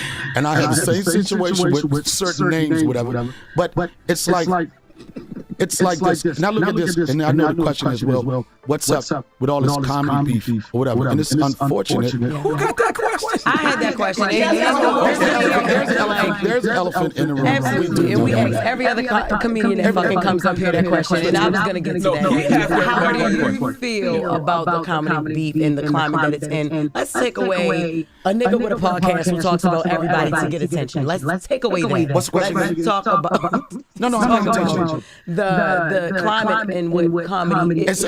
You know, what comedy is in right now. I answer this way. It's you got like white comics, black comics, whatever. The thing is, in our community, we feel like it only can be one black person on top at one time. Nobody wants to share the stage. They feel like Hollywood picks this person, but everybody can win. Everybody wants to be Batman, but it's going to be more Robins than anything. We're not supportive of each other. Very, very selfish, very competitive, but not the point of competitive. I'm not talking to you, I'm talking to a comedian. Do you want to do comedy? You can start like we did. We can do open mics. I know you have a platform, and you think you can do anything. I said no, sir. Do we interrupt car show promotions like this? Imagine me interfering when you talk about one of your best car shows. I said sorry. Continue. All right, we don't do seminars for houses anymore. I'm so glad that time. Wait a minute. He doesn't do open mics. He does open houses. Open houses. Them houses closed like shit right there. But anyway, the question is, we very, very, very, very hate. Yeah. And as bad as the climate has been in comedy, this is the common denominator with everybody that's been a subject of discussion from the Shay, let's keep it real, from the Shay interview, all these names that came up. The one thing that's common with everybody is that promotions like this, imagine. I'm answering this way. It's you got like white comics, black comics, whatever. The thing is, in our community, we feel like it only can be one black person on top at one time. Nobody wants to share the stage. They feel like Hollywood picks this person, but everybody can win. Everybody wants to be Batman, but it's going to be more Robins than anything. We're not supportive of each other. Very, very selfish, very competitive, but not the point of competitive. I'm not talking to you. I'm talking to a comedian, very selfish, very competitive, but not the point of competitive. I'm not talking to you. I'm talking to a comedian. Do you want to do comedy? You can start like we did. We can do open mics. I know you have a platform, and you think you can do anything. I said no, sir. Do we interrupt car show promotions like this? Imagine me interfering when you talk about one of your best car shows. I said sorry. Continue. All right, we don't do seminars for houses anymore. I'm so glad that time. Wait a minute. He doesn't do open mics. He does open houses. Open houses. Them houses closed like shit right there. The question is, we very, very, very, very hate. Yeah. And as bad as the climate has been in comedy, this is the common denominator with everybody that's been a subject of discussion from the Shay, let's keep it real, from the Shay interview, all these names that came up. The one thing that's common with everybody is that we all started from nothing. There's not a story of anybody's name that's going up that didn't come from one family house. You know what I'm saying? Nothing. Everybody they talk about had a dream and turned their dream into reality. So my thing, if you want to be critical of that, then use that same criticism and talk about the come up. Talk about the people that have done it and let people know that this is something that you can focus on and you can do it, you can be good at it, and you make it successful. The only thing. Every time this nigga Donnell Rollins come on here, he end up saying something about selling houses or that flipping NJ nigga. every single time. Right now in our comedy community is that people are trying to sell controversy now. Yeah. They don't want to sell jokes anymore because they know what moves the needle. Every podcast platform, I did a whole media run, and everybody, as soon as I walked in, they wanted the controversy. I heard so-and-so. They wanted, I heard this, because they know that our society, we gravitate toward negativity more than anything. That's why you look at the news, whatever. New York news, you look at it, person was murdered in Brooklyn, person was murdered in Bronx, because we gravitate toward negative stuff. It's unfortunate when we ever get where we have these positive stories, never, because that don't move the dial. So you got people out here trying to move it down with podcasts, whatever. And the way I'm trying to move it down is by what I'm doing. I don't have to talk about it. I'm not cocky about my Netflix special. I've been doing this for 32 years. And anybody, you know my history. Anybody, you know my history. I put the work in. So when you try to discredit that, I'm going to defend that. Again, I don't want to talk about it because here's the thing. I make a conversation. 17 minutes and you're talking about it. All right, because somebody told me not to. Yeah, no, we didn't have now. Listen, fuck them. I don't know how to say it. I was trying not to say it. I was trying not to say it. I swear. God, don't do this. I was trying everything to say. Just give me fuck them. That's what I want to say. That's what I want to say. Yeah. If sucking 3 dicks gets you a movie, what does sucking 6 dicks get? Well, that's a question for you because I know you're very serious about going into the acting world, right? And when I came up here, I was like this. You know what?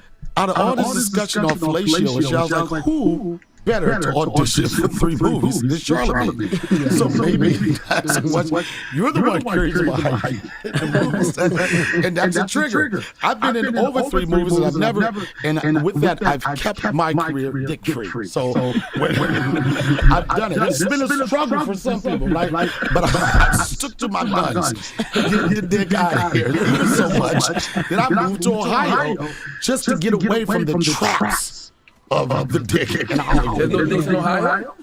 They ain't nobody sucking dicks for rolls. Got you. You know what I'm saying? I'm pretty sure that's, I mean, it's happening out there, but that's not, that's not the thing about it. Do you practice like gentle or mild parenting? I'm very mild, very mild and gentle parent. Okay. And I think that's because I'm an older parent. Like, I think I'm old enough to be my son's grandfather and father at the same time. So he's being raised with grandfather energy. All that discipline stuff, I don't really do that. Like when he was young, he cried, I just give him lollipops. I didn't try to give him no life lessons. I'm like an old head dad, so yeah, I got a gentle, kinder parenting style. How old is he? He's 8. Okay. Yeah, how's Ohio? Ohio's good. I'm on the road. I live on the road to anything. Ohio's great.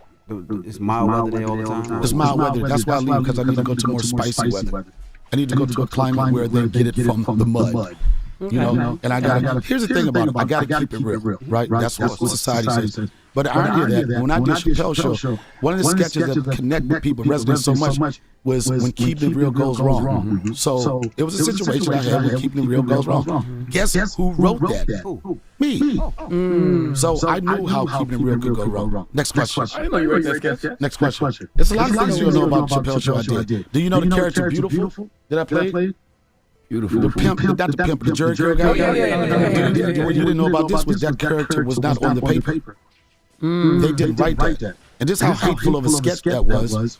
I asked Neil Brennan, I said, what's the next sketch I'm going to be on? He said, player haters ball. So the next day I looked at the call sheet, which would tell you what you planned and everything. And I saw that I wasn't on it. And I asked Neil, I said, I was supposed to be in a player haters ball. Why am I not? Player haters ball. He said, oh, I'm sorry, B, I forgot. I was like, all right. He said, well, just come up with something. So that character, if you look at the original script, he did not exist in there. I went home. My hair's been bald for years, and I was like, I want to do a different look. Everybody knows this. I was like, now there's an opportunity for me to grow hair. So I went to the makeup. I said, I want a Jerry Curl wig. I went to props, and I said, I want a bottle. I want some curl activator, right? But I wanted to be in a champagne bottle. But they said that'd be too sloppy. So I said, give me an aerosol can, wrap it around with some platinum gold or whatever. I'm going to do that. Right, this was the night before. I told him that, and then 5 Heartbeats was one of my favorite movies. So I said I wanted to be dressed like Eddie Kane Jr. If you look at what Beautiful was wearing in that, it almost looked like the dad. You know, it looked like that. So I went with that. I know this bores you because I'm making sense. So you can leave the interview if you want. I see you're not making eye contact. No. You're distracted. I'm not. Focus on me. I am. Can it be about me right now? about you. Anyway, back to what I was saying. Yeah. So, Hey, I'm here for you now. So I said I wanted the Eddie Kane Jr. look. So this guy West didn't even exist. So I got a jerry curl, I got the outfit and everything, and I'm walking around, and I didn't have a name, and I'm looking in the mirror. I didn't have a name. I said, Neil, what's this character's name? He said, I don't know, B. Just make up something. So I walked past the mirror, and I was like, damn, I feel beautiful. Beautiful. Beautiful. I said, Neil, my name is Beautiful. He said, well, that's a lie, but it's a funny name. And if you look at it, everything I said out of my mouth was an improv. It was that character did not exist. That was my contribution to that. Wow. Can I ask you a real question? No. When you got into the mild, I said no. When you got into the mild disagreement, why did you leave the first time? Why you kept leaving and coming back, leaving and coming back, leaving and coming back? First off, what you don't understand is that I didn't leave and come back. I stayed. And here's another thing about that situation. That night, there was 3 shows at the Laugh Factory. When it's a 3-day weekend, since y'all want the fucking truth, I'm not going to bash anybody. In fact, I've never one time said anything bad about this guy. If you want to say his name and promote him, you can. I'll call him this guy. I've been called Ugly Larry. I've been called all this stupid shit. And yo, listen, it's not funny. The reason why it's not funny, because I know I ain't the best looking nigga. When I was fucking 15, I looked in the mirror and said, this face has to be rich and famous. Yeah. You didn't have to agree so quick. No, I'm just saying, certain faces look like you got to add something to it. Okay. You know, and what's your question? Why did I keep leaving? Whatever. That day, I closed 3 shows. First show, second show, late show, midnight show. I didn't want to go there. I was tired. You know, but I didn't want to let Lonnie down. Shout out to Lonnie Chocolate Factory. I wanted to commit to it. So I came to the show, right? And I don't mingle with comics. I don't go over there and do all the powwow shit. I don't look at the lineup. I just know that I'm going to go in and call. I'm going to go up. My name called, went up there. Destroyed the show, ripped the show, but also know that I had to make an announcement about my special, and I wanted to say something that was real. So I had the crowd up here. I could have said good night. I took it down, and I explained what this special meant to me, how it got here, and it was a very hard feeling. If you listen to that video, you could tell people was riding with me. I didn't have to. I ain't got to get on standing there right there. I made my point, and I knew I was going to use this. So I thought that it was giving me the light. I'm like, I'm the last one. Everybody else been kind of weak. I was wondering why they were stretching. Right? I was like, for me, just to do 10 minutes after people been waiting for the room, I made no sense. So I did go a little bit over my time. I went over my time not knowing that anybody else was on the show. I thought I was closing. They were trying to get you off the stage for the headline. No, they wasn't. You're not paying. I'm so focused. Yeah. Listen. Well, no, Corey was headlining, right? So I'm You went get over off the time. stage. You went over I went off my time. Yeah. But they will let me do that. I've been doing this long enough. If I want to run the line a little bit, I can do it. Yeah. Okay, I'm down there all right? Yes. So I'm leaving. Good night. And then they said we got one more guest coming up from the 3030 podcast or whatever number it is. Yeah. And they said blah blah blah. And I was like, oh. I want to listen to this. Yeah. And the reason why I want to listen to it, I had already wanted to talk to this guy. Why?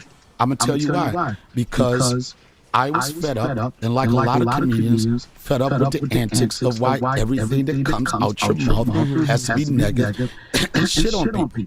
I want to have a conversation not just for me, but for the comedy community. Why is it that you always have to talk shit about people and nobody asked you? I can see if you go on somebody's platform and say what you think about so-and-so, but you volunteering this negative information. And you know how close I am with this guy. You know how close I am with Dave. And he made some comments about Dave. And you can go on your platform and you can say, I'm just telling the truth. I'm afraid that what is the purpose of saying that? Making a comment, and I understand this, and I heard you on your podcast, or Dave, he be bombing. All right, first off, I didn't say that. not you. I'm saying I listened to the Brilliant Dummies or whatever the name of that show is, right? And like you're like, he be bombing. First off, if you see Dave Chappelle in a comedy like D-Ray Mondays, right? Yeah. He's not in there practicing for a special. This is what I was trying to make. He's not in there. You know why he's in there? Because he's black. He loves black people, and he wants his black people to feel that I'm still accessible, to feel that I could pop in, to feel like, yo, the guy who is, you call it GOAT, still wants to hang out with y'all. Which I experienced myself. Yeah, before. you know what that is. And going in there, this is what people understand. This is why when I asked him about that, he was like, bomb. I was like, it's a workout. Yeah. It's a workout. Guess how you get new jokes? By jokes not working. You think that Dave Chappelle or anybody is going to go into these nights, especially with the phones running and everything, and go up there and give you a show that he charges $500 or $600 for? He's going up there to do what? To be Dave, to sit up there. They're going to smoke a cigarette. If you want, he's going up there to chill. And who are you to sit in the dark? With a mic. In the dark, the critics like, oh, he ain't so and so. If you really want to test the motherfucker, then go to an arena show when we performing for 20 or 20,000 people, and we set the stuff for flame. Those rooms are designed for people not to be critical. That's what those rooms for. Well, why let it bother you? Because we've been in those rooms. I've seen you in a small venue, and I've seen you in huge venues. I've seen David. Why did I let what bother me? Well, why are you letting what he said bother you? Because you know what it is. You know you're. You don't know I'm sensitive. I'm sensitive. Oh, okay. And then I'm sensitive. And then even with you, outside of being sensitive. This is a person that always does this shit, like all the time. You know what I'm saying? It's the same thing. And the only way that you can actually ever get to him, to talk to him, is if you pop up on him. Because even in my experience, I mean, I'm talking about this person has talked about me years and years and years. Tried to